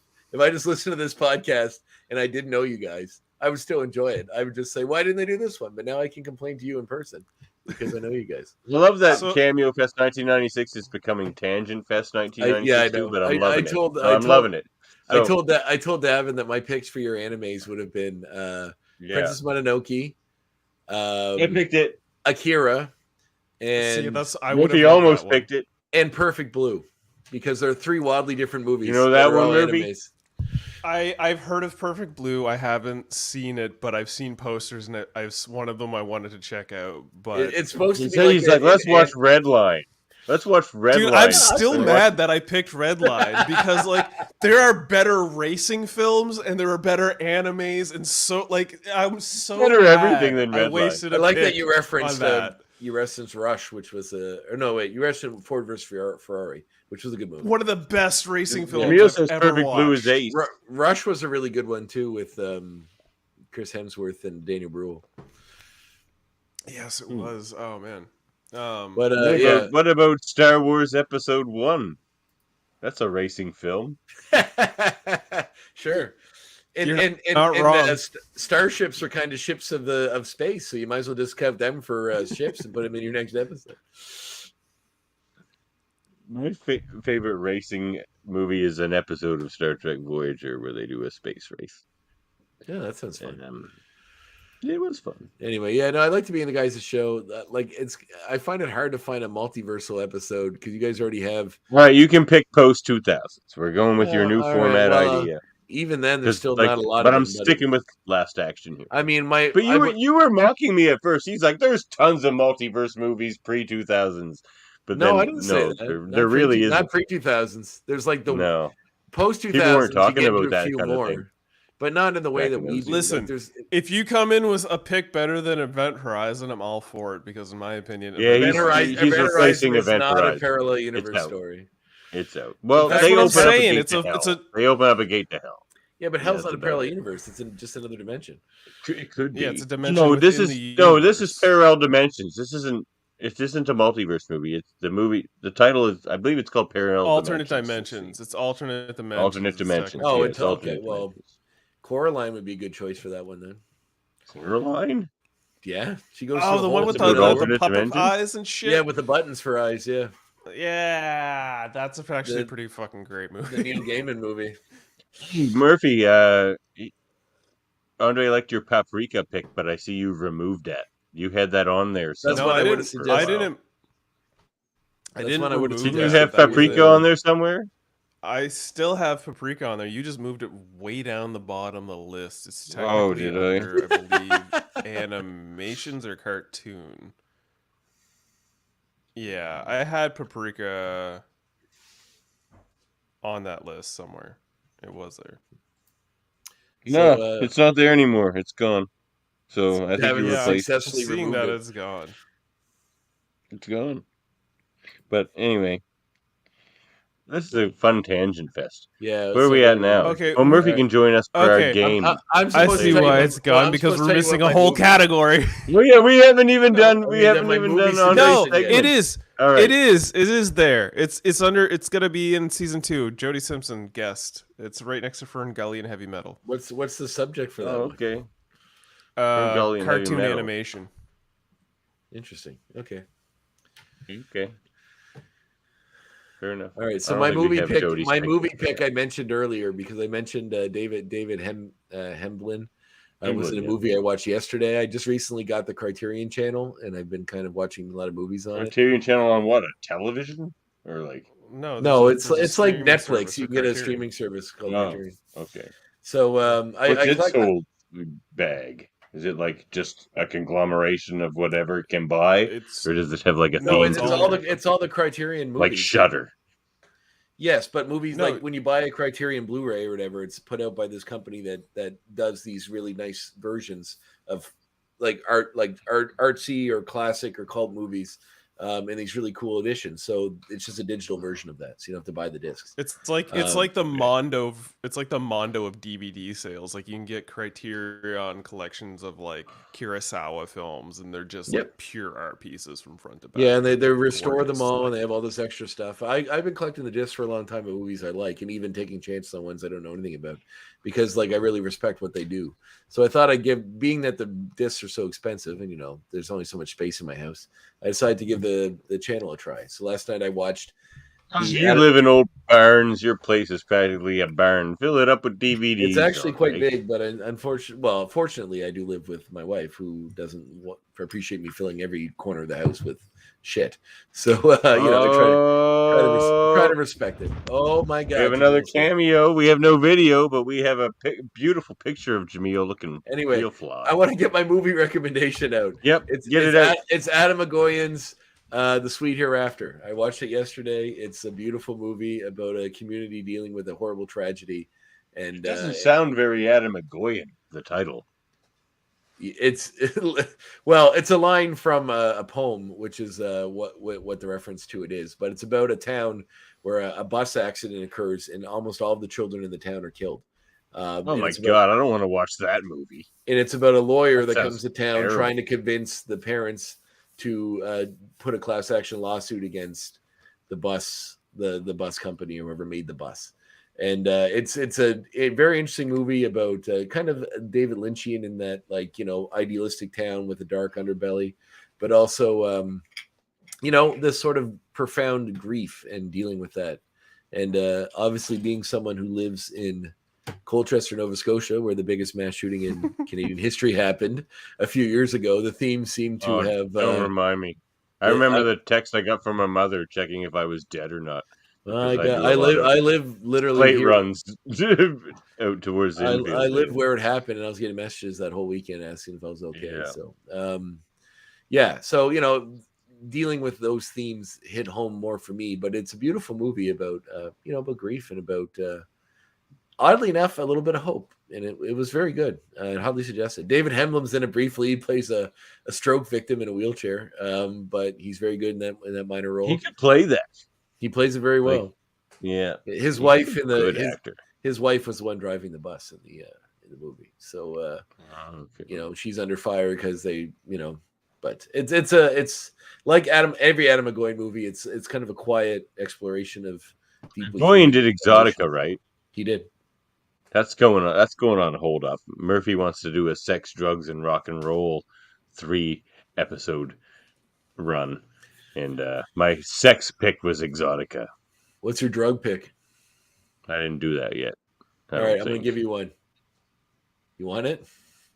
Oh no, I picked one. It was New Jack City. Okay. What's the rock and roll one? It better be This Is Spinal Tap. I had Spinal Tap on there, but it might still be there. Okay, actually. so we had a drug sex, one? drugs, and rock and roll set up, but he Spinal switched it Tap's all still up. there, and we have a guest, and he picked Airheads. Oh, No, well, I picked that it. is kind of a rock and Oh roll. no, that's right. You have a guest for a different episode that picked Airheads, so I have to pick a new thing. That's right. Yeah, you have a guest for our music episode. I got Patrick. I got Patrick Walford coming in as a guest. He's All right. So what a I would radio suggest for host. your drug one is Requiem for a Dream. No, I'm not watching Requiem again. I'm not. Okay. No, I reject I've seen your that one pick. a few times. That's a terrible fucking Apparently, movie. Requiem can so far, fucking get the fuck out of here. Requiem. So it's about movies that Davan thinks you'll like. Go to here. Yeah. I mean, to be fair, Requiem from Dream will scare the shit out of you. That's the point. That's the point. Exactly. It's great, right? Yeah. But apparently, though, he's decided. So, like, apparently, he's decided to go with Train Spotting, the other heroin movie. Oh, that's a rough one. I'd Actually, you know watch what? Okay, look. Trainspotting again than Requiem. Okay, I don't need to see bad things happen to Jennifer Connelly again. I don't. Okay, obviously you love Jennifer Connelly, and that's fine. She's wonderful. But have you watched Fear and Loathing in Las Vegas? Of course. Yes. Well, that's a great drug. I'd watch that again. That's a great drug hilarious. movie. I wouldn't be. You know what? To be fair, the first time I ever watched Fear and Loathing Las Vegas, I got so high on weed because I was really young, I fell asleep watching the movie. So I don't. I just read the book again recently and watched the movie. One of the movie nights I hosted. It's awesome. So yeah, hearing him talk about like Murph, are you one of those that like of a mescaline binge? Yeah, it makes drug use. Here's the thing about mescaline. Davin, hold up. Andres Jaemeel asking here? a question. Or Jaemeel. I've always been here. I'm just respectful and let everyone talk. Oh, jeez, Jaemeel, where's your video? We didn't know you were here because you got no video. Driving. I'm He's literally driving. on my way home. Oh, well, we're glad you're here. The dedication. Spoke up earlier. What if we hear a car accident with Jaemeel in it? Jaemeel, why is Andre wrong about all the things he says about my picks on Hold Up? I never said that he was wrong. I said that I called I'm dibs. asking you why he's wrong. Well, you're asking the wrong question. My statement was I've already given a multiversal movie pick to Murphy like a month and change ago. It's Coherence. What was it, Murphy? Oh yeah, that was Coherence? one that I haven't watched yet, but I've heard it's very good. Maybe make that your pick, Andre.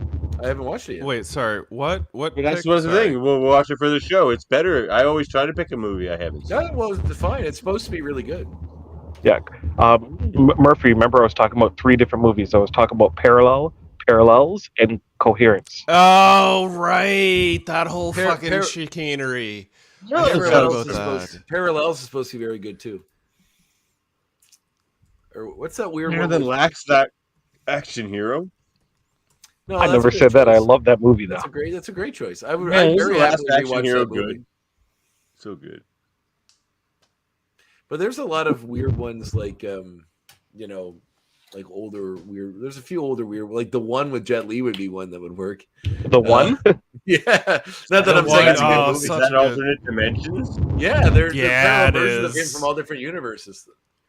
Yeah, he has And to he's kill like- versions of himself to become stronger. It's great. Yeah, the less energy that's spread across of his essence across parallel universe, the more that die, the stronger he Jason Statham before he was a star. Yeah, and there's Jet Li is After he was a stunt guy. Jet Li's an evil version that's trying to become the last one left, so the most powerful. But then there's also like He's a the good version- Highlander?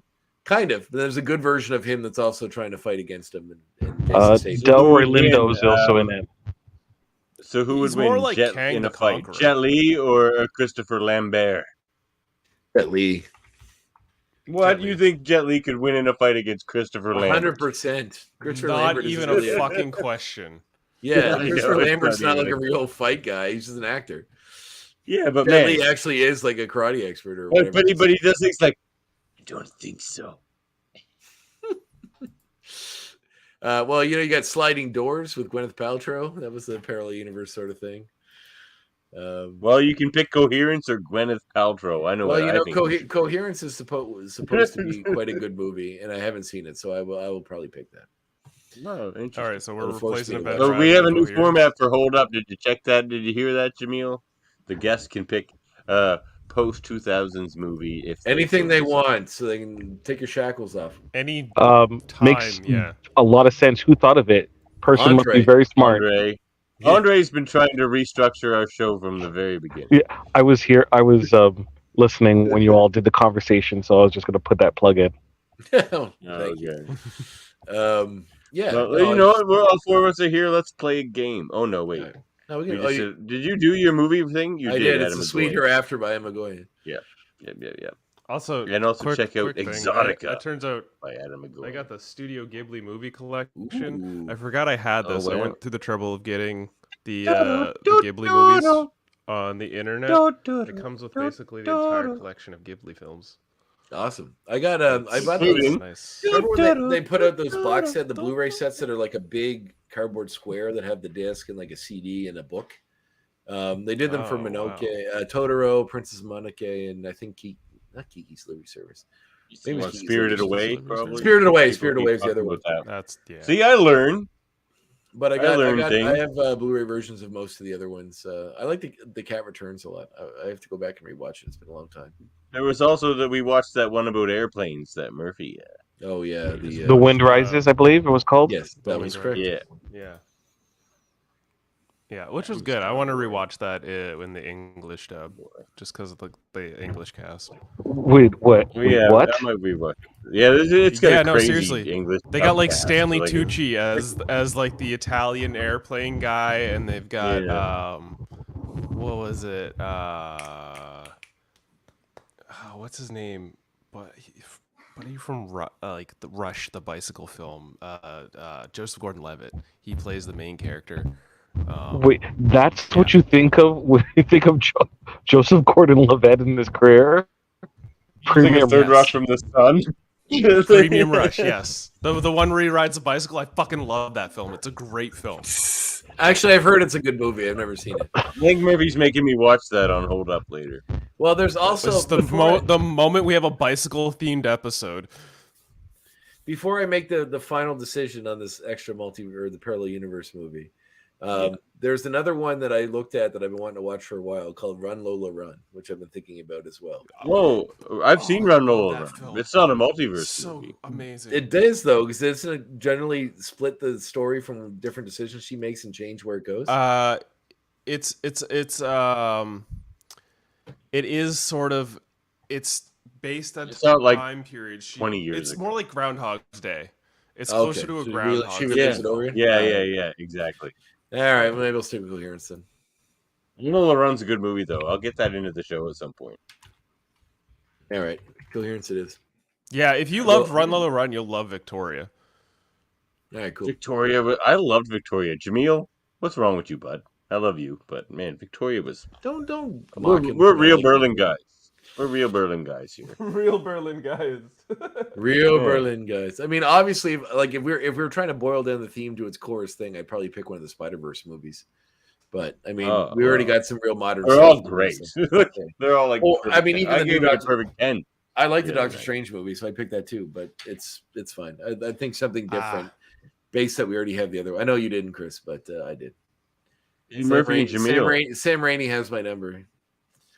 Oh, you know what? I don't know. I'm gonna do that. I was about to do my gardening segment, but no, I'm not. I'm gonna do this segment.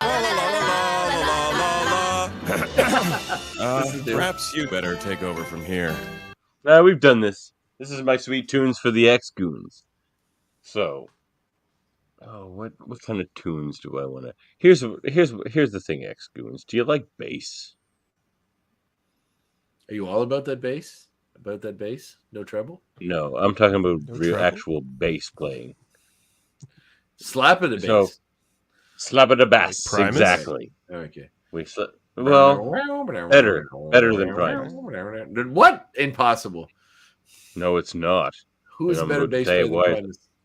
I can give you probably a list of 10 people, but Impossible.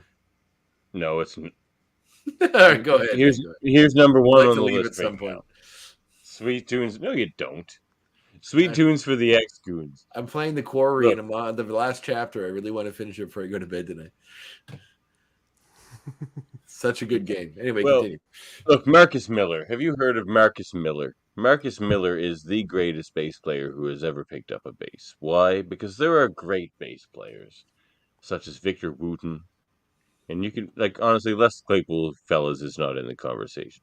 Victor Wooten is an incredible bass player. But Marcus Miller can do what Look, fellas. There's a whole brand of music fellas, I don't know what's going on here. that teenagers have never heard of.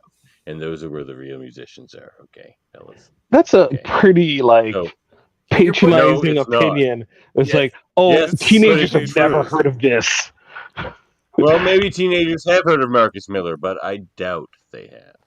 Maybe they have, but I doubt. Or some, just like some older people who aren't teenagers, have never heard of him. You know, if we want to look semantics, fine. But I had the bet you I could privilege. grab 100 teenagers right now, and maybe one of them have heard of Marcus Miller. Devin, Maybe. I'll let you know right now.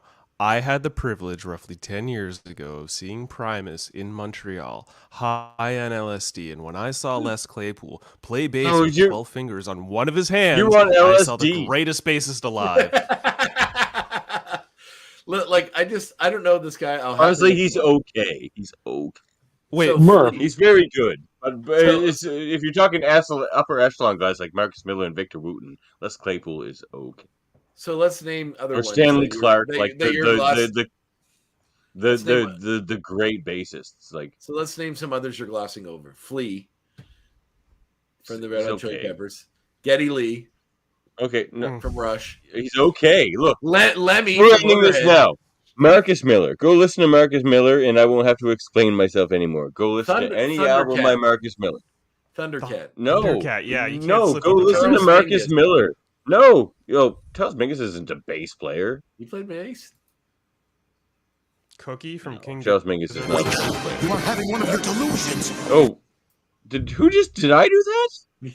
Who else could it have been? We don't It wasn't me. He literally decided to say that on his own. Well, you might be onto something.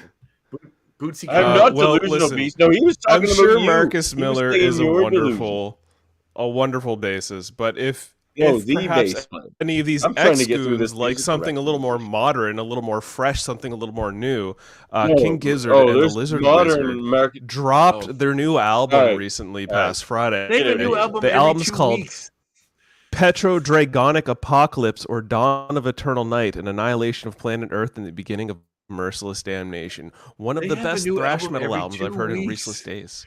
How can you keep up? They have a new album every 2 weeks. It's insane. You know what real musicians can't do? The best of the best? Put out an album every 2 weeks because they're the best of the best. So listen to Marcus Miller. I disagree with any that. album, but no, you shouldn't. David, you shouldn't. I disagree with that. They could, but they don't. Because they want to excel at what they do. Do you remember when this show used to be about the X-Men? Yeah, well, I've been trying to get this freaking music recommendation out for like 20 minutes. All right. You did. You said listen to Marcus Miller. I've been trying to get the album out for 20 minutes. Okay, go ahead. Okay, there's a million Marcus albums. Listen to them all. But Marcus, there's an album called Marcus. So he's not in a His band. name It's is just Marcus. his own thing.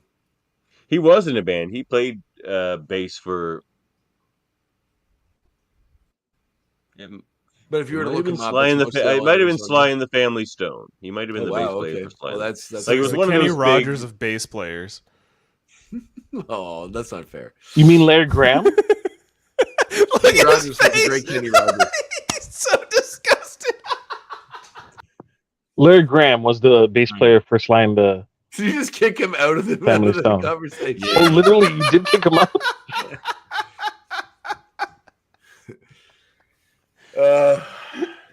All three of you guys go listen to Marcus Miller, and then get back to me.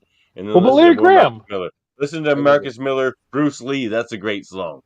Oh, Marcus Miller. You'll see what I mean, because he can do all the virtuoso shit that like a Victor Wooten can do, but Marcus Miller never loses the groove, ever. Never. But did he ever play Jerry as a race car driver? I don't think so. Or let's play a game. Let's why play a known as little Big game. Brown Beaver. Yeah, exactly. See, I like Les Claypool. Actually,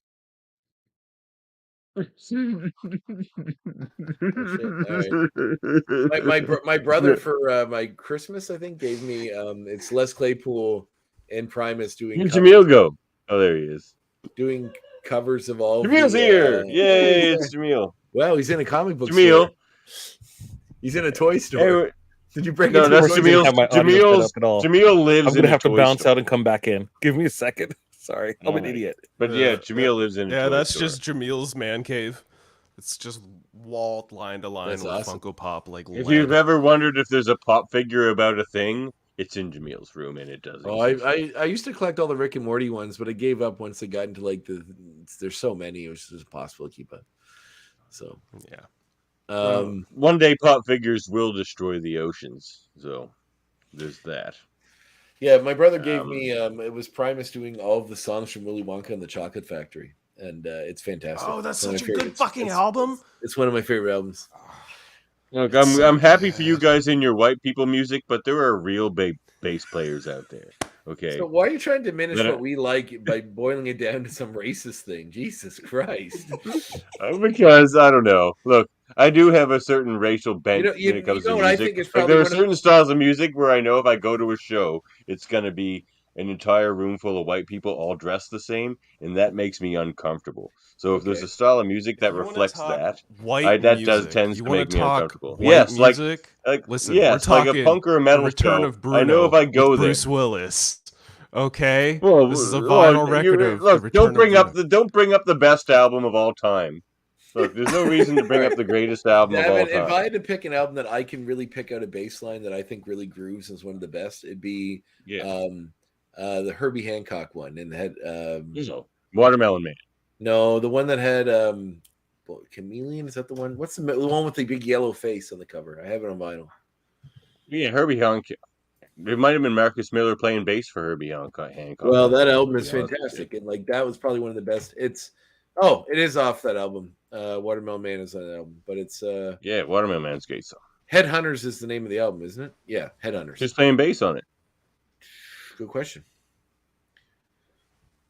Herbie Hancock Headhunters album. Anyway, that's one of my favorite bassline albums. So like, it's not about picking white Herbie people. Hancock's It's about that.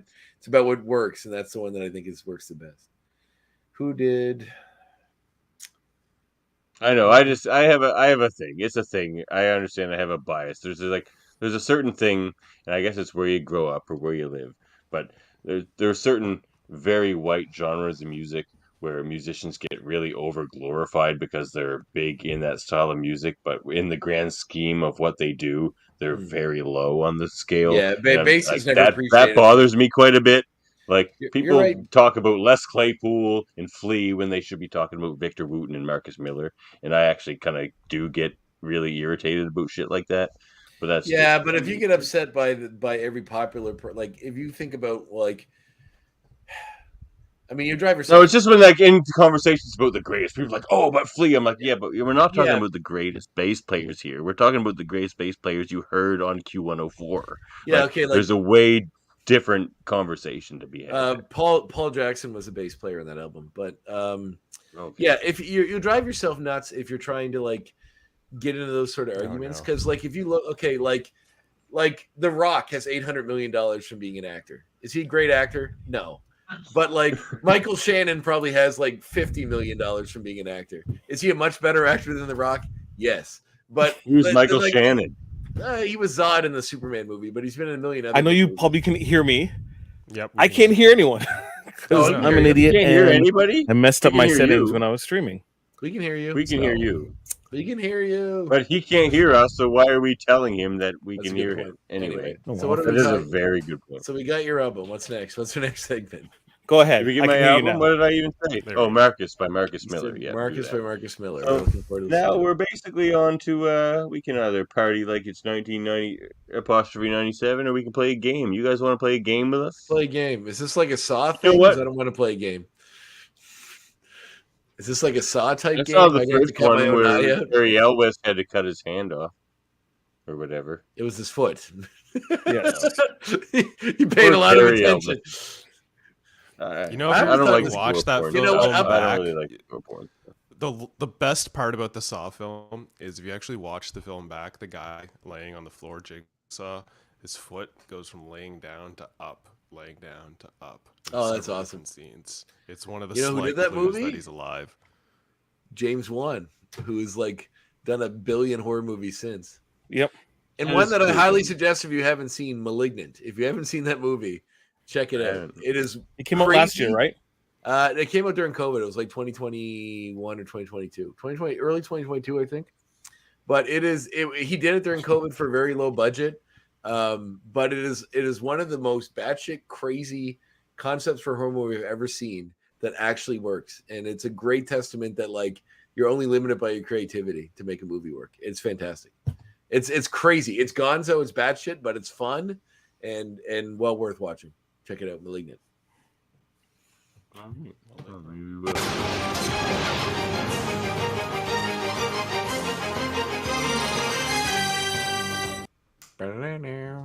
We're gonna play a little game we call Expert Casting over here on X-Rated, the X-Men animated review show, because we've got some. This is a cameo-laden episode, so we're gonna try to cast some of these characters that showed up in this episode for a live-action MCU production. Okay. So we're gonna throw this around. We've got a few characters. Jaemeel sighs like his life's on the line. He's like, oh. Well, Jaemeel, since you sighed, I'll throw the first one to you, and I'll throw a good one at you. Who shall play Psylocke? Psylocke. In an MCU. Yeah. Olivia Munn. No. Yeah. No. You know No. what? I've heard that so many times. She did You already. have to- That's why she you did have an to- Apocalypse. Even before that, No, she didn't. it's regardless. I don't think you should go with Olivia Munn whatsoever. I think you can go in a totally different direction altogether. An actress. I know who I'd pick. An actor. You could actually hire an actress. I would pick, and I might be incorrect in terms of nationality, but she played one of the main performers in Sense8. Asian performer. She was. You should be Japanese to play Psylocke if you want to be very specific. I'm not quite sure if she's Japanese or not. That's the issue, right? Well, go for it anyway. Bae Duna. Or think of the Once again, you give me a. She played Sun, right? Yes, I Yes. think you're thinking she's of? South Yeah. Korean. Oh, You racist! No, I'm just kidding. Not a racist Totally bastard. kidding. Totally. No, leave him alone. I just feel that we could do better than Olivia Munn. We can actually get. Yeah, if we can have person Olivia who can- Munn play Psylocke, we can have a South Korean play Psylocke. You know who I would have? My choice would be the girl that played Colleen Wing on Iron Fist. What's her name? She was Natasha. Jessica Henwick. Jessica Henwick. She was so close, great Davin. So close. She was born, great as she was born in uh, England, but I don't know Colleen where her Wing. parents are from. She was really good in that show, and she'd be good. I'll give you the perfect. I like Psylocke that pick. choice. Her mother's Chinese. God damn it. You want the perfect Psylocke? What if you just Googled Japanese actresses? Her dad was no. Zimbabwean. The first person I thought of should be Christina Chong, aka Lanunian's Oh. song. No, she's not the right one. I love. Well, Christina she's Chong. British. She's not the one. You know, she's And got Japanese. the accent. No, I and think she's Chinese. got the look. That's- I mean, she's half Chinese, but you know, we're splitting hairs here. Christina Chong's not We're the one. splitting hairs She's not here. the one. She's mostly British. Even Psylocke speaks British. Speaks That's what you British. Even Psylocke speaks Bro. British. Bro. I feel like What, bruv? I feel like we're starting off on the wrong foot. with immediately making concessions, like, oh, we don't need to follow any type of nationalities, underrepresented Japanese. We totally should. He got rid of himself out of shame. You're right. I shall leave now. Take my leave of you. Okay, fair enough. Next person. Let's put the world mind on the hot Murphy, this seat. one's to you. Yeah, we're putting world mind on the hot seat. Who plays Warren Worthington III? Ben Foster. Archangel. I'm just gonna name people that have played him in the live action movies. No, not Ben Foster. No one knows who Ben Foster is. Ben Foster is a fantastic actor. He's a fantastic actor. I just think he was terrible in that role. He's probably not the best choice for Angel, but he's a fantastic actor. I already have my person picked out for that. Okay, what do you got, Murphy? Who would be a pretty good Angel? Actually, you can play a blonde rich boy with wicked Butler. abs. Austin Butler. That's actually not a bad choice. The guy who played Elvis. Yeah, it's not a bad choice. Well, he can play. People keep talking about that fella these days. I haven't seen him in anything. I put Elvis, and he was on like a bunch of Disney shows before that. Yeah. Oh yeah. I was thinking Scott Eastwood. Oh, Kevin Eastwood's kid, or not Kevin Eastwood kid. Clint Eastwood's kid. Clint Eastwood's kid. Yeah. He would be good too, but I do like the Austin Butler choice. I would go with that one too. That's a good choice, I think. That's a good choice. All right, well, I'm throwing one to you now, Andre. And now I think we can confirm. We were wondering about Shard and her ethnicity as related to Bishop because she's his sister. I do believe Shard is a black character. She's just lighter skinned than Bishop. I do believe. Was there were you not sure? We have like honestly, I've had Shard toys. I have Shard. He's like we have consulted the charts, and Shard, it's like a Pantone chart. Shard in comics. Apparently she's the daughter of mutant indigenous Australian refugees, so technically she would be indigenous. Oh, so she's an Australian Aborigine. Okay, interesting. See, she was always it was hard to figure out. Anyway, so go for that. Who's our Australian Aborigine? She's got melanin in her skin, basically. I just want to see Davan with like the paint swatches, like hold them up, like what this one is caramel or is this sand?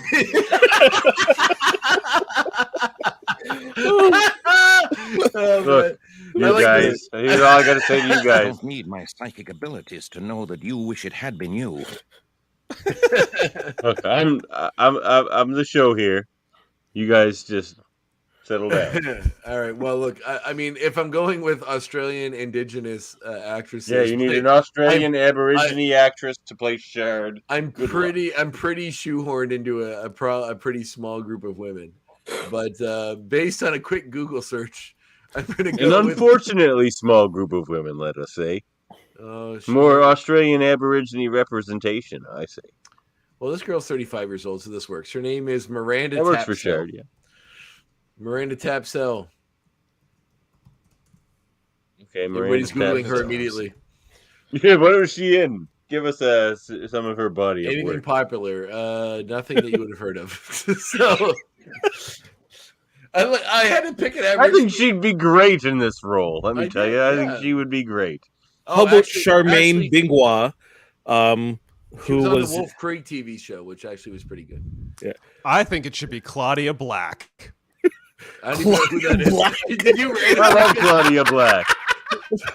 But no, I don't think that's the right role for her. The whitest person in it. Oh, she's Australian. Yeah, she's Australian. Yeah, she is.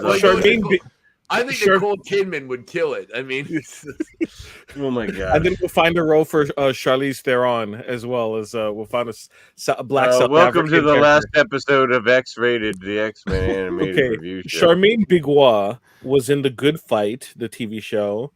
She was in Black Box and Emancipation, and she's won the Heath Ledger Scholarship Award. So. Okay. Oh wow. Okay. Yeah, so, she looks the closest to Shard. Actually, that's a good casting. Oh, yeah? Thank you. You. Good job, Jaemeel. We found ourselves a Shard. Well, fuck you guys. Tabsell was obviously the better choice. Miranda Tapsell, who I just had to go back and look at because I couldn't remember what one I picked. It's obviously the best one. Old Tapsell. One of the best. One of the best. She was on the Sapphires. She was on Back to the Outback, Top End Wedding, Christmas You Ransom. go back to the Top Outback. tier. Really Top tier.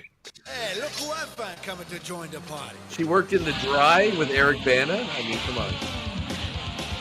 I'm not even assigning one to myself. We're moving on. To join the party. So we'll party like it's S4E19 here for a second because I don't know if we mentioned this on this show, but the X-Men 97 release was delayed.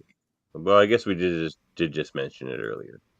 But yeah, it's pushed back to some random time early next year. So we'll see what happens. The longer it takes, the more weird Jan shit 1st. Andre and I do until it shows up. I stand by the fact that it's Jan 1st. You know I don't consult you before we do things, Andre. We're just doing it. Yeah. I feel things might be easier if you did sometimes. You'd think, right? But I'm just along for the ride, buddy. Whatever you want to do. I used to consult you, and you're like, "Stop bothering me with all your." I did not. I So did was not like, say that. Come on. There's no way I said that. I'll bring it back up. We'll prove this all to the X-Goons. Patreons only, though. Patrons can find out the truth. For the three So, people that do it. Jaemeel and two other guys. Jaemeel, you're a saint. Jaemeel, you are a wonderful human. I love you. What am I, chop liver? Jaemeel, You're not a patron.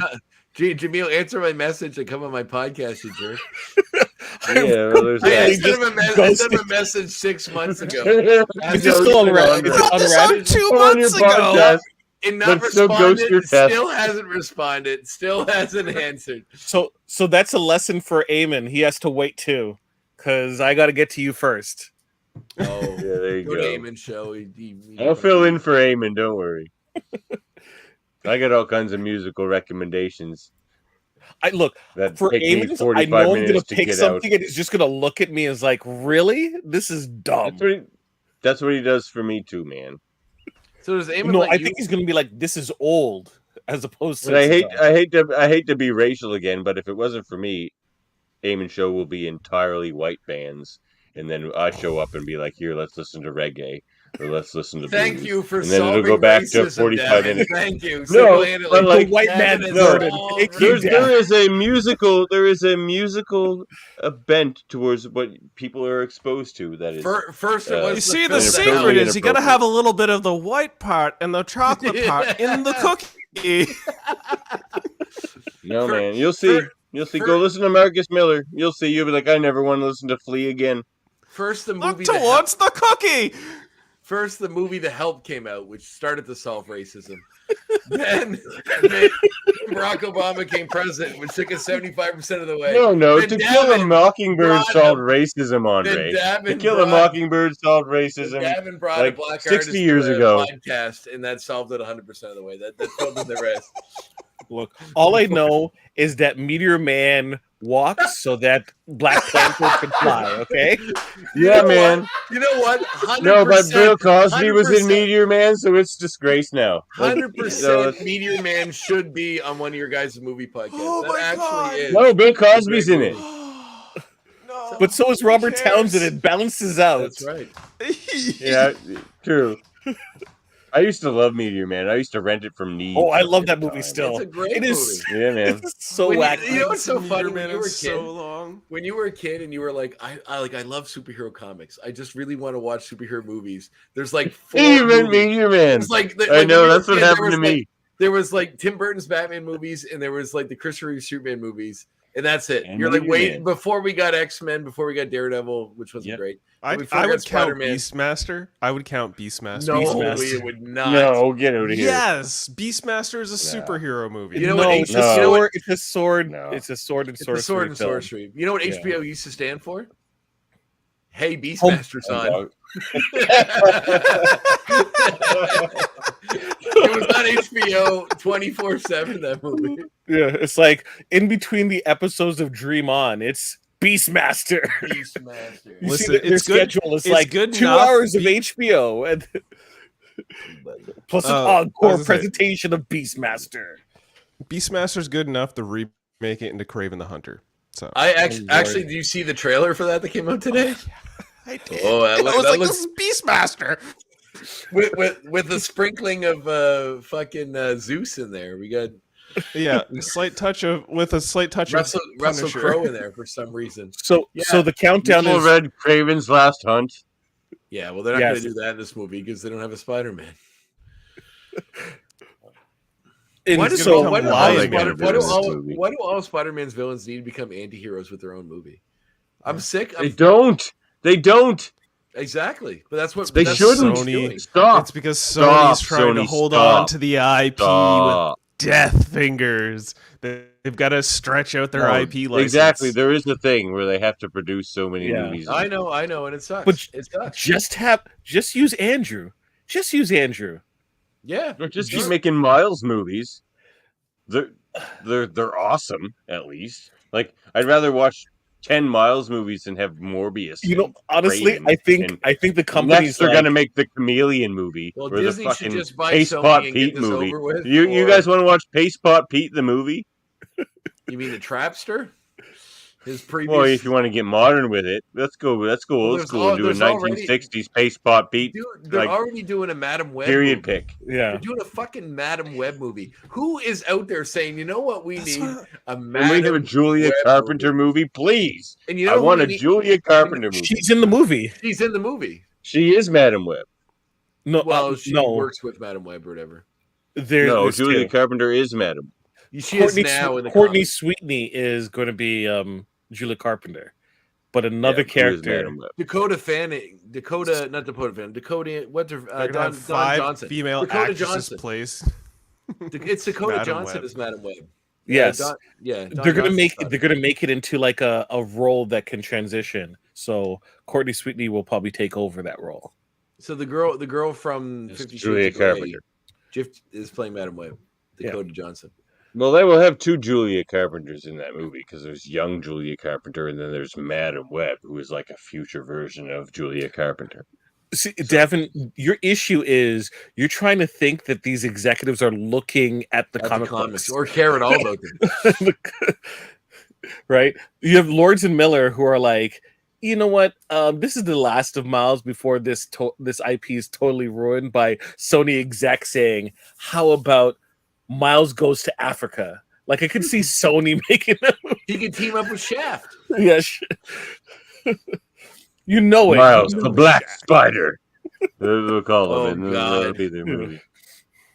No, I used to when I was younger. I'm not a fan of symbiotes whatsoever. So when I was younger, I always used Jameel's hatred for symbiotes is well known. Yeah, I used to always say I'd rather see the Spot in a Spider-Man film than see Spot is Venom. awesome, and especially you don't know the elation in my heart. I forgot to bring it up in the review. Yeah, to see Spot, right? This king just lord over all of Sony's villains. It's great, especially voiced by Jason Schwartzman, which is such a great choice. Yeah, that was funny. So good. Oh yes. Hey, man, I always say it's a great time to be a comic nerd. Like, if you would have told me I would have seen the Spot in any movie, I never would have believed you. If you would have told me I would have seen Thanos in a movie, let alone making him the main villain in a Groot, Rocket Raccoon, Star-Lord, all these people. But when's the last time you saw Meteor Man in a movie? Well, he deserves a comeback. Time's coming. Oh wait, isn't he? Oh, Secret Wars. Secret Wars. Meteor Man Secret Wars. Marvel can take all my money. Wait, Marvel owns Meteor Man, right? No. Meteor Man and why would they? Meteor Man and Blank Man team up in Secret Wars. Yes. Oh my god! Meteor Man is part of the Marvel universe. What? He is. Why? How? Where's Jaemeel? You left us with a cliffhanger. That's a hell of a cliffhanger. Classic Jaemeel. I think his Meteor Man was a Fox property, which is owned by Disney, which is owned by Marvel. Yes, that would be it. Is that it? Jaemeel is Meteor Man Fox? Because Meteor Man was a Fox movie, right? Yeah. Yeah. Oh. Okay. So Meteor Man teams up with Blank Man and Kraven the Hunter and gets into Oh god.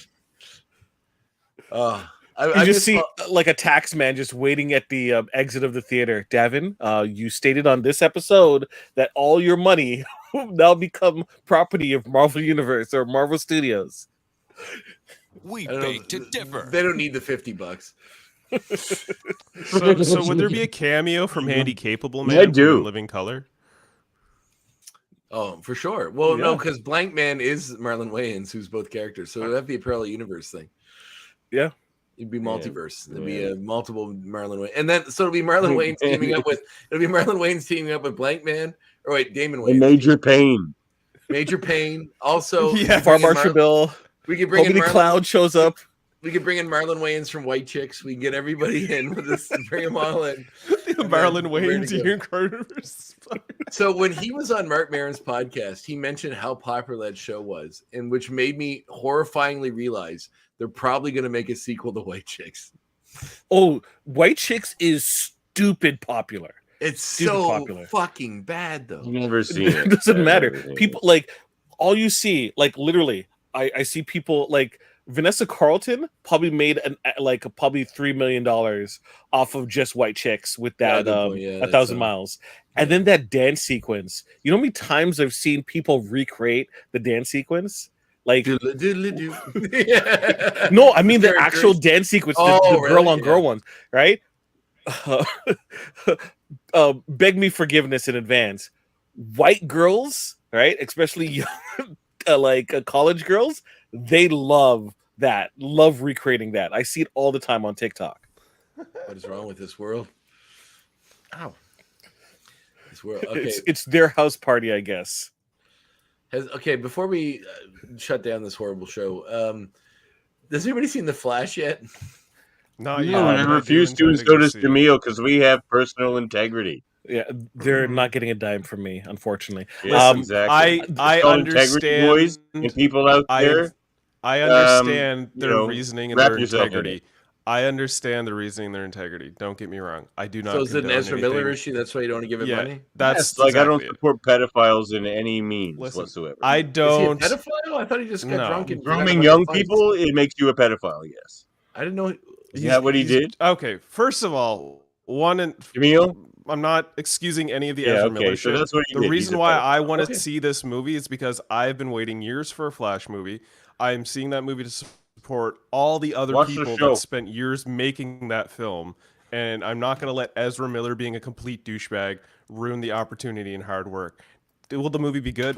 Well, I don't. The remains to be seen. From what I hear, it's not that great. Man, I always tell people nobody can bring you down quicker than your friends. The people you choose to work with is a decision you made. So, Murph, I understand that. And no, man, I understand if you want to go see it. There's a ton of people that work on the production, and it's unfortunate that they decided to kind of screw things up for all of them. But at the same time, there's a choice in terms of spending money. Like I hear people going, "Oh, it's such a shame. It's such a shame that the movie's going to do poorly because so many people worked hard on the film. So many people work hard on tons of films, tons of films that." Don't make a dime because people don't go and see it. The only reason why people care about this one is because it has like the same Batman no 100 million advertising budget because it's in your face, right? How many people went to see The Blackening? 6 million it made this weekend. I've been hearing that it's a great film. See it, but it hasn't come to my town yet, so I might make a trip to Halifax. So there's tons of people that work on that. Are we not going to give them the same type of grace? So I understand what you mean, but at the same time, I kind of push back against that reasoning. If you want to see it, you can go and see it, but don't feel sad that they're going to lose money or they're not going to get. He's going to lose money for hiring a pedophile. Tons of people are going to see this film and then doubling down on them. They're like, well, we don't know. Hey, listen, they're DC fucked up on that aspect, right? They had the opportunity. Listen, I want to see what kind of train wreck this is because they've painted themselves into a massive corner. They had the opportunity to fix it. They could have easily recasted the role with Grant Gustin from the Flash show. He was a great Flash, and he would do really good in the film universe, in my opinion. I want to see what they did, and I'm going to make my judgments based on that because I do enjoy the DC movies, and I want to see better be one out there retconning everything up until this moment. I'm like, well, this is your moment to retcon it, and they've bet their entire house on this one cornerstone movie to carry them forward for the next 30 to 40 years. I want. They haven't. They're going to forget about this movie ever existed because James Gunn's going to reboot the entire universe. This is all getting redone. So you can actually, Murphy, just skip this movie, not give a pedophile your money, and it will have no effect on future DC movies. So rest easy. Davin, the pedophile isn't getting my money because the pedophile already got his money. He already got paid for this, right? He's no, they get residuals off how much it makes. Well, yes, in my defense, I already paid the pedophile the money because I didn't know he's a pedophile. So look, Andre's going to hunt him down and he's going to take the money back. Okay, don't worry. I just thought he was a drunk idiot that got in a bunch of fights in Florida. I didn't realize it went further than that. Yeah, he did a lot of grooming. No. But okay, well then, regardless, I saw it. I gave it a 3 out of 5. It's fine, but it's got some perplexingly bad CGI. There's some, but the director said it was purposeful. Oh, why? The director said that it was on purpose to take you out of the film. I like Andy Muschietti. I like the It movies, but this one, like, there's I didn't like that new It movie. And Murphy, I push back. I don't think they should have used Grant Gustafson. I think they should have followed the previous example with Kevin Spacey and get Christopher Plummer to refilm all the scenes and have Christopher Plummer as the Flash. I would have loved to see that. He's dead. He died. I'll go see that movie. CGI. CG. We can do that. Let's get the Tupac hologram and put it in the movie. Tupac I would have loved is the Flash. The Flash? No, better yet, we can just get Grandmaster Flash to do it then. I'm not racing to go to the theater and jump in. Like I do have intentions to see this movie. Whether it's probably downloading it through third-party means, i.e. pirates, and watching it. Steal the movie. A mission of illegal activity on our podcast. Steal it. I said a mission of third-party means. There's no clarification. He's not going to share it. Just made the movie are clearly sending me a legit legit admitted to doing LSD earlier, which is also a crime. So I know. Murphy's all about exposing himself for now. It's well past the statute of limits, and I didn't harm anybody except myself. Move in now. Move the eagle has landed. Move in. Run, Murphy, run! Murphy's out of here. Smart play. The police are on their way, Murphy. You better hide your LSD. You know what? I think I do have to come on your movie podcast because this is fun. I think I would enjoy this. This is what our show's like. It's just me and Murphy talking bullshit, and Jaemeel like showing up for spare change on occasion. Because I'm angry. I like Jameel's like me because I just send Davan like a bunch of messages that are like, "You sound like an asshole. Why are you so mean to Chris? And like, why are you so mean to this movie?" I sent him one like when he was saying in the movie about how Totoro is like, he's like, "No modern child would like Totoro," and I messed immediately when I heard it in my head. My 4-year-old and I was like, my cousin's 4-year-old loves that fucking movie. I'm like, oh well, piece of shit then. Like, yeah. You need to go to anime cons because Totoro is like beloved. Just Davan boring. It's just boring. It was very boring. But Davan makes like sweeping comments that are like, everyone should hate this movie, or like, if you don't like this movie, you're an idiot, or whatever. Like, it's we're an opinion show. I'm not going to qualify. Me and Andre have had this discussion before. I'm not going to be like, in my opinion, every time I express my opinion on an opinion show. But he also going to say, if you don't like this album, you're a piece of shit. If you like UHF, you have a bad humor bone in your body. Well, sir, or you just like fun. You just like fun. Well, sir, I love UHF, and it's a fantastic. You're all wrong. I actually just. What's our homework, Professor Andre? I showed it recently at the film nights I do at the brewing company, and it went over like gangbusters. Everyone there loved that movie. Andre, if I could make a suggestion, absolutely. Here locally in Toronto, there is a great curator for the review cinema, Serena Whitley. I'm sorry I butchered her last name. She does a thing called Drunken Cinema, where they do like a drunken party game during movies. So each person gets a card and maybe a prop, and they watch movies. They have take-home kits that they have available so that people can do it at home, and they're actually expanding the I think they do it in Waterloo. They've done some in London and also in Montreal. I strongly suggest, and I can connect you, that you contact. It would be great. I think that people in the area would love it. We should do that. We should do that as a podcast. We'll do it together. That'd be a hoot. I'd be into it. I would do it. I usually have a spare card around here. Are you guys both in? You guys are all in Toronto? Me and the World Mind are in the GTA. Well, I know where Davan is, so well, I'm hoping to get up there sometime soon. So we should definitely do that. I would love to go to a nice repertory cinema. That'd be amazing. You could maybe check out Smash Wrestling too. 100%. Message them now. You can compete. You can go in there and kick all the asses. Message them and say, Andre, I want to see Andre versus PJ Freshville. that's a Jason R. That's a Jason R. special. Jason R. special. Yeah, I would love to see you versus see what he could do. Versus Tyson Dukes. Tyson Dukes. I love Tyson. I love Dukes. I worked with him a bunch out here. Oh, that would Tyson be a great is match, awesome. Actually, I wrestled him before in Halifax, but in Newfoundland we toured a lot together. The Dukes is the man. He's awesome, fantastic. Yeah. I personally would like to see the tradition versus TBT. I want to see TBT. Oh, versus TBT. Yeah. The tradition versus TBT. That'd be awesome. Yeah. Oh man. Well, I know some people that go up there for Smash sometimes, and I'd love to do it. So I just don't know who to talk to. I just want to see PJ Freshville gorilla press Andre. Sure, I'll do it. It's all so bad. A lot of help. A lot of help will be required. I'm pretty good at posting. Oh. That would have to be a quick. Well, I just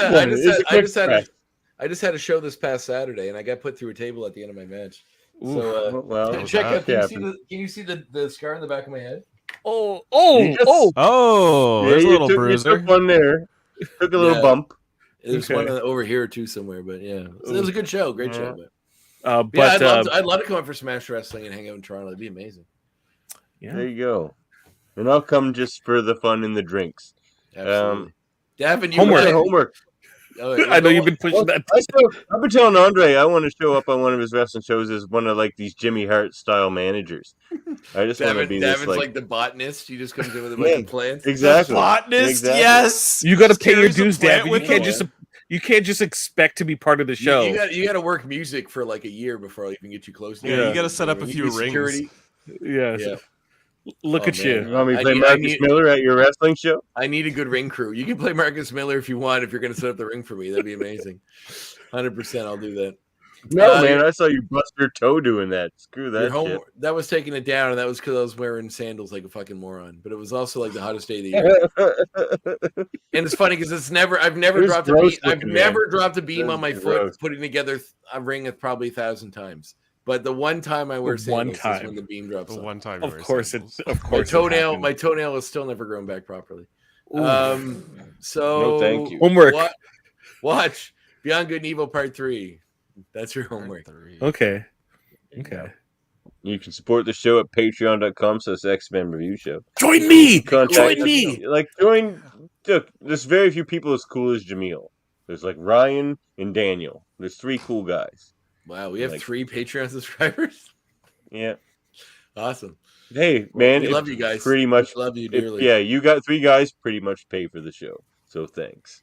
Thank you, guys. You're awesome. If anyone else wants to join those 3 guys, we might actually put something in our own pockets. Well, we have those shirts. We got to put those shirts up. Put the shirts up. What shirts? The one. Oh my god! What shirts? So that's the problem. I sent Davan designs for shirts back in season 3, and said we should do this at the start of season 4. The ones that say, this one's for you, Morph one. No, the Magneto was right and the Xavier was right ones. Oh, yeah, you don't remember those? Even I remember those. Oh yeah. Okay. Well, make the shirts so I can wear them. I'm going to be at Comic-Con in like a month's time. Okay. I can send you some business cards to pass out for the podcast. I will gladly do that. Yeah, I should do that. All right. Fine, I'll get on those shirts. Resend me those because I have no idea where those I need stickers to sticker bomb the city. I can do stickers. At my work, I can make stickers. Oh yeah, well I want to get a few. I want X-rated stickers. You never told me if you got the ones I sent you with my wrestling ones. Did you get them? I got those. Yeah. I sent. How many have you handed out? Ex-Goon Ryan, who won our contest, he got some free. You wanted one for yourself? Do you have your 3 Andre stickers? Yes, I have my 3 Andre sticker sets. I just haven't figured out where I'm going to put them yet. Maybe on my guitar. On your car. No, my guitar is way more. I have one on my car. My wife noticed it the other day. She's You like, don't want "What's that on that?" my truck. Like, it's a little laundry that'll follow you everywhere. My guitar has no stickers, so I'll gladly put that as my first sticker on my guitar. Oh, Mine doesn't either, actually. there it is. I see it in the background there. My case has lots, but Send me your mailing address, Andre. I'll send you a sticker for your guitar. all right. Find our audio-only version wherever you get your podcasts, and of course, please like, review, and subscribe.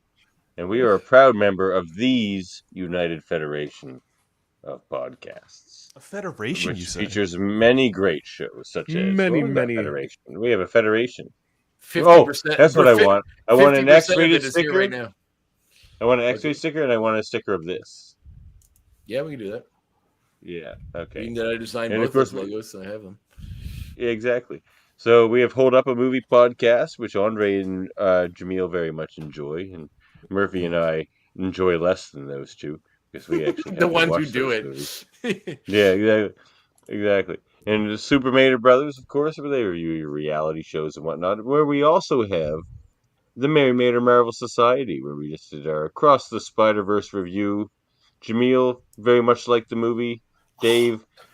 The funny thing about Dave is he always talks like he doesn't like a movie, and then he gives it like a 9. Yeah, it confounds me every time. Unless it's the American president. And then it's a 10. It's a 12. A 12. I love that conversation. I love that because at one point during that talk, Dave's just like, "You guys just don't like romantic movies," and I was listening to the podcast the whole time, and I was He tells me to get therapy. He's like, I don't know what's wrong with you, but you need to get therapy for not liking the American president. Funny because there's starring something else too where you brought it up, and I remember Michael Douglas. I remember thinking the same thing. I'm like, I just don't think Davan and Chris like romance movies, and then but he No, not really does. bad wooden romances. That is the most wooden romance in the history of film. I like a good romance film, but that's a chalk mine of a romance film. It's the driest, whitest the word you kept romance in using, all chalk. of history. The best romance movie ever made, the best It's a romantic chalk comedy line. ever made was Grosse Point Blank, and you'll never convince me otherwise. What's your choice? I don't. Jaemeel? Fifth Element. The Fifth Element. Yep. That's not a romance, bro. Like when I think of romance, even though I wouldn't necessarily like put this, I would say The Sound of Music. Right? Oh, that's a musical. That's why, like, it's the first thing that comes up to mind. I would probably have Neil to think loves of, musicals. I would say it's either Grosse Point Blank or When Harry Met Sally, but that's just for romantic comedies. Yeah. No, it's The Apartment starring Jack Lemmon. Which won an Oscar, by the way. You guys shit all over that movie, and I'm like, I haven't It's seen terrible. it, but I'm like, I know people like it. Actually, No, the real it's answer is terrible. Dr. Zhivago. Lords of Arabia. You looked it up. You looked that up. I don't even buy that. You know what? That No. To be fair, I actually watched Dr. Zhivago when my grandfather rented it like ages ago, and it was Actually, I thought that so was very bored. sweet when you talked about how you and your grandfather used to watch movies together, and that was sort of the start of that. So I was like, that was very touching. Oh, thanks. One thing you guys don't do, by the way, very often is horror movies. So you should definitely do more of that. We have a ghost theme coming up next season. Well, that's Ghost Dad. Yes. I've seen Ghost Dad probably 10 times. Let's do Bill Cosby movies. We got Ghost Dad. No. You know what's sad? There's a pizza place here in Halifax that Bill Cosby liked, so they always had to quote of Bill Cosby on They their took window. that shit down, right? No, they just erased the Bill Cosby part, so they kept his quote, and now it's just a nameless quote. Freeman's. Anonymous. Oh, really? That's funny. It says the best pizza in town in quotes. Oh, and is that now the with one? nothing Is that the underneath one it. in Dartmouth? That's On like that Quinpool. used No, to be it's in across Halifax. from. It's right- No, the one on no. Quinpool. There's also one I was right by thinking of the the pizza Metro Center. Okay, quick wild story. All right, you remember Ralph's Place, the strip club, like back in the day in Dartmouth? And there's a Yeah, it used to be the pizza DJ joint there, that's DJ Classy Yes, Bills. I This did. is DJ That's Classy right, Bills baby, from the DJ strip Classy club. Bills. You were a DJ So one night, at Ralph's? I was a Yeah, DJ he at Ralph's was. Place. Yes, I was DJ God. Classy Classy Bills. Come out for your dancing. You put You've your never ladies' seen a tunies, Classy you're Bill at always Ralph's. Classy Bills on the dance floor for the ladies of Ralph's Place. But one night after I was leaving a shift, I was going to the bus stop across the street waiting, and all of a sudden, out of nowhere, like a SWAT team of cop cars pull up to the pizza joint, go inside with like MP5s and everything, and they were all armed up and ready. And I'm not quite sure why. I just remember seeing a whole SWAT team show up, and they were like MP5s and just like waiting for something, and then my bus showed up, and I hopped on and left. Out of here. What years were you the DJ at the Ralph's? Why were you there at a certain time, Andre? I know. I'm curious. We may have crossed paths at one point. I've never been to a strip club myself. I don't know. Do you know Jason Balcom? He was like one of the security. No, I don't know guards. anybody Big that was guy. there. One time, my girlfriend dumped me, and my friends kidnapped me and took me to Ralph's, and that was the only time I ever was there. Actually, no, one time for a friend's bachelor party. But that was the only 2 times. I want to say 2006-ish. It was a time when I can't remember the exact time, but yeah, It's gotta be a little later than that. It's got to be more maybe like a little later 2010. than. Yeah, it was when I was living at the Brunswick apartments there. Yeah, Jesus. Definitely maybe 2012, some point around that. I'd have to go back. I'll DM you about it. No, maybe in 2006, but not 2012. Definitely not. Okay, Yeah, Andre, to was- answer it your was like question, I 6 thought months. about it. Strictly Ballroom would be my choice. You mentioned that a few times when you were on the other podcast. I remember thinking that sounded interesting. I'll have to watch it. I love Strictly Ballroom. All right. That's My pick is RoboCop. Yeah, great romantic. when he Yeah, when he go ahead. shot the dude in the dick, right? That was the most romantic part. Yeah, The most romantic thing I've ever seen. Little 12 gauge Trivia love. debates. Look, it was more romantic than the American president. Trivia debates. We have. You know what? What Somewhere else Dave's we got? just crying. He's playing hockey right now. That's why he didn't show up for CameoFest 1990.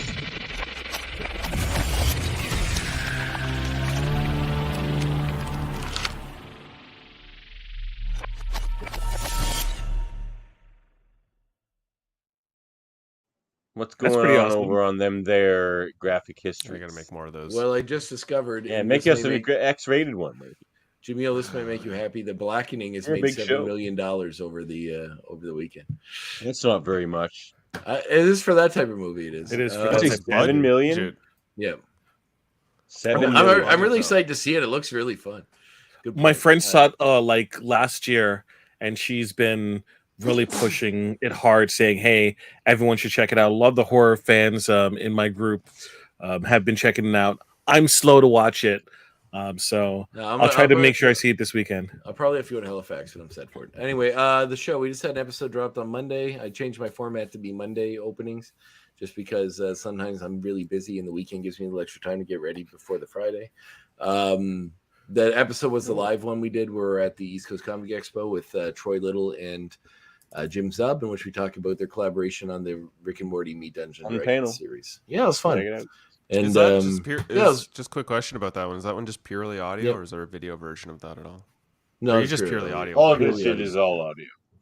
I thought about doing the Patreon thing with video, but because I do have the video for most of my interviews because I do it all on Zoom. But I haven't got around to doing that yet, so maybe someday. I A met quick and easy thing to give to your patrons. I made quite a few talked to quite a few people at that Comic Con and gave out cards and stuff. So I'm hoping that I'll have a few of the guests on the show. One was Michael DeAdder, who does a lot of political cartoonists here for the Chronicle Herald. A legend. Yeah, and perhaps the greatest of all satirical artists. I'd love to have him on the show. He seemed very open to it. There are a few other folks I met there as well that seemed cool. So I'll probably have announced that very soon. Probably tomorrow I'll get that nailed down, hopefully. So. And eventually Jaemeel will be on someday, maybe. 6 years from now, Jaemeel may appear on the show when he answers my message. And next week I should have some interview announcements for this show, I think. Ooh. Jaemeel will be on this show. Jaemeel will come on this show, yeah. I'm here on this show actually right now. That's right. I was going to say, you got him. You got him before me, and I messed him 6 months ago. You have to say some like a lot of egregious things, and then I just get angry and just show up. I can do that. It works. We call it spare Is there a particular minority or group that you feel strongly about?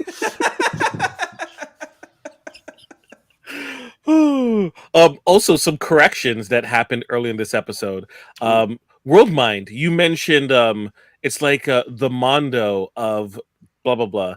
You can just replace Mondo and just say Funko instead. Funko, yeah. Well, you know, because Funko owns Mondo now. I think Criterion's been around a lot longer than Mondo. You would say a lot longer. Mondo's the Criterion of horror of cult movies. But like, I was trying to get his head wrapped around the idea because Mondo's very synonymous with like one of a kind poster artwork and not anymore. album artwork and stuff like that. Not anymore. Not anymore. Sadly, that is true. My Superman Mondo poster is probably getting to be worth something nowadays. It's like the Brandon Ruth Superman.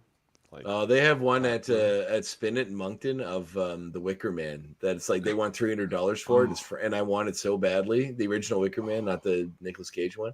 But I also can't justify spending $300 on a poster. But it's so fucking cool.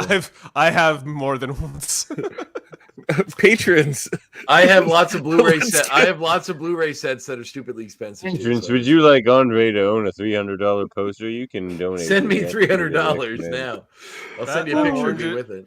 Clockwork Orange posters like $150. Devin's trying to get this show done. We're off track. Easily our longest episode ever. That's what I do. CameoFest 1996. We have Eamon on track. I'm gonna go on there and talk about reggae. I congratulated Davan for having the shortest episode of your guys' other show. When I saw it was under 3 hours, and then when somehow we made this under one 2 hours, almost 3. Yeah, it was under 2 hours, and then we made this one into close to 3. I'm supposed to be on Twitch. I'm scheduled for Twitch at 10 o'clock. All right. Well, we're getting out of here. We also have the Hellbound podcast. Get your horror fix. They talk about horror sometimes. Michael Chan and Kyle Blackburn. Live long and podcast. Is that on hiatus? Because they haven't done new episodes since March. Probably. Right. I think Michael Chan's doing a bunch of ADR currently, so he's probably for the wildly successful YTV show. On YTV, he's got lots going on. Oh, he is the Star Trek Discovery card set was released recently. Pretty hyped about that. The unboxing, where in the unboxing the guy got Michael's card and just started to freak out. It's awesome. He's like, this guy follows me on Instagram. He follows me. That's awesome. It's really funny. And we also have lots of Star Trek content over at Live Long and Podcast. Check it all out. We just I love how this whole nation Class L probe. I love how this whole federation is like 90% Star Trek, and there's like a little pocket of non-Star Trek stuff. I'm happy to be one of those. And you know what? I'm half of that pocket too, so I'm everywhere in this thing, though. Yeah. Strange New Worlds on Thursday. Come check out episode 2 review with us. Yep. We're gonna have guest Jennifer Lee Rossman joining us for the discussion. She's a very funny lady who I follow on Twitter. She's got really excellent reviews of Star Trek in these like tweet form versions. She'll like show a screen capture and then just make the funniest caption to go with it. She's been rewatching. She's been discovering and watching Voyager and reviewing it. Oh, like the Voy. It's hilarious. Voyager's great. Caitlin Mulgrew. Yeah, Jennifer's gonna be okay. Great. As you guys are Star Trek fans, and my knowledge of it is pretty normal as far as like I'm a huge Deep Space Nine fan. It's my favorite Star Trek series. Just started watching it. Good stuff. What is your one thing that came out of Star Trek you feel could be mined in a much cooler way than has been already? Mine is the Hirogen. They don't do enough of the Hirogen. They were cool. It's basically Predators in Star Trek. We need more of that. Hirogen. See, I would have said the Gorn, but they're doing that in Strange New Worlds now. Yeah, they did it in Enterprise too. They had a whole episode where Archer went up against the Gorn. They had one episode with a Gorn in it. And it was like the Mirror Universe Archer, but still. Yeah, no, that doesn't count. They do entire like seasons and 2-parters on other. I think the Hirogen and also Species 8472 were both pretty cool. 8472. I would say prior to the last season of Picard, I would have said AI. But I'm tired of AI. I'm tired of the Borg and computer intelligence in Star Trek right now. We need a break. Let's get a little bit more humanity, not humanity, but like personal, like flesh and blood, conflicts that we see explored instead. Then maybe we can explore AI and what it means to current society. Good point. I like that. And the Hirogen. That's what. And On that, I'm going to end this show, boys, and the Hirogen because they hunt stuff. and Andre wants to see them chase people down and kill them. I didn't say that. I just say I think they were cool. That's what they do. If you put the Predator in the Star Trek universe, you should have. Yeah, some they're more the fun with Predator. that. Yeah, no, that's what's fun about them. I think they're cool. Yeah, fair enough. I would have said I would have said the Dominion, but they brought them back in Picard. So did they? Well, no, they brought back Changeling. Yeah. Ish. Yeah. I mean, I really want Avery Brooks back as Cisco. Did you watch that Me documentary? too. The What We Leave Behind. What We Left Behind. Yes, it makes me cry. Nothing I was cry so a lot. sad than when the writers' room came up with like a pilot for a reboot of Deep Space Nine, and it was such a great idea, and it sounded so cool. And I'm like, my brain is screaming, why can't we have this? And we're never gonna have it. Because we can't have good things, unfortunately. We can't have good things. We can only have easy Holzman things. hasn't taken over yet. Once he takes over, then No, you and your love for who wrote some of the worst episodes of Picard. Hey, Let go. Let go your Akiva Goldsmith thing. Aren't all of Picard's episodes? He's not the guy. Akiva Goldsmith? He's not the guy, Murphy. Yeah, Murphy thinks Akiva Goldsmith is the guy to have Star Trek over. No, he doesn't get it. No, he's No. like the last guy you want to take this, man. It's like, thank you for your contributions. He's the one that keeps saying that he wants to bring back DS9. No, that's you want Terry him to bring Metalis. it back in a very bad version? Because that's what would happen, in my opinion. That's what Akiva Goldsmith would do. Yeah, give Star Trek to Mike McMahon and Terry Metalis. Right Give it now. to Andre Myatt. That's who they should give it to. Sure. Give You it know to what? Live I'll be Long fine and with that. Podcast. Andre doesn't know enough about Star Trek. Yeah, that would you be very say that insulting until to you me. get the American president in space, okay? The first thing I would do is Okay, don't give it to Live Long and Podcast. Listen, I just like to say that if I ran Star Trek, the first thing I do is hire all three of you to work on the show. So. Oh, okay, all right, fine. That would be nice. I'll edit it. That's probably where my skill set will lie. I'll edit the thing. Davin, you can You come know up what? with inappropriate racist jokes, and Jaemeel, you can fix those, and we'll do that. We'll continue I'll that. probably make some and miss some. It's like, you can't say point that. I'm out like, of damn, the I can't. homogenization of music. That's all. All right, Davin will be in charge All of the soundtrack. We'll have just all bass lines. Marcus Miller. Yes, we will. They're like, we're going to a new will. planet. All right. You know what, everybody? Catch it John next and time. Frakes Next time. solo. Look like we arrived too late, Shell. 1, 2, 3.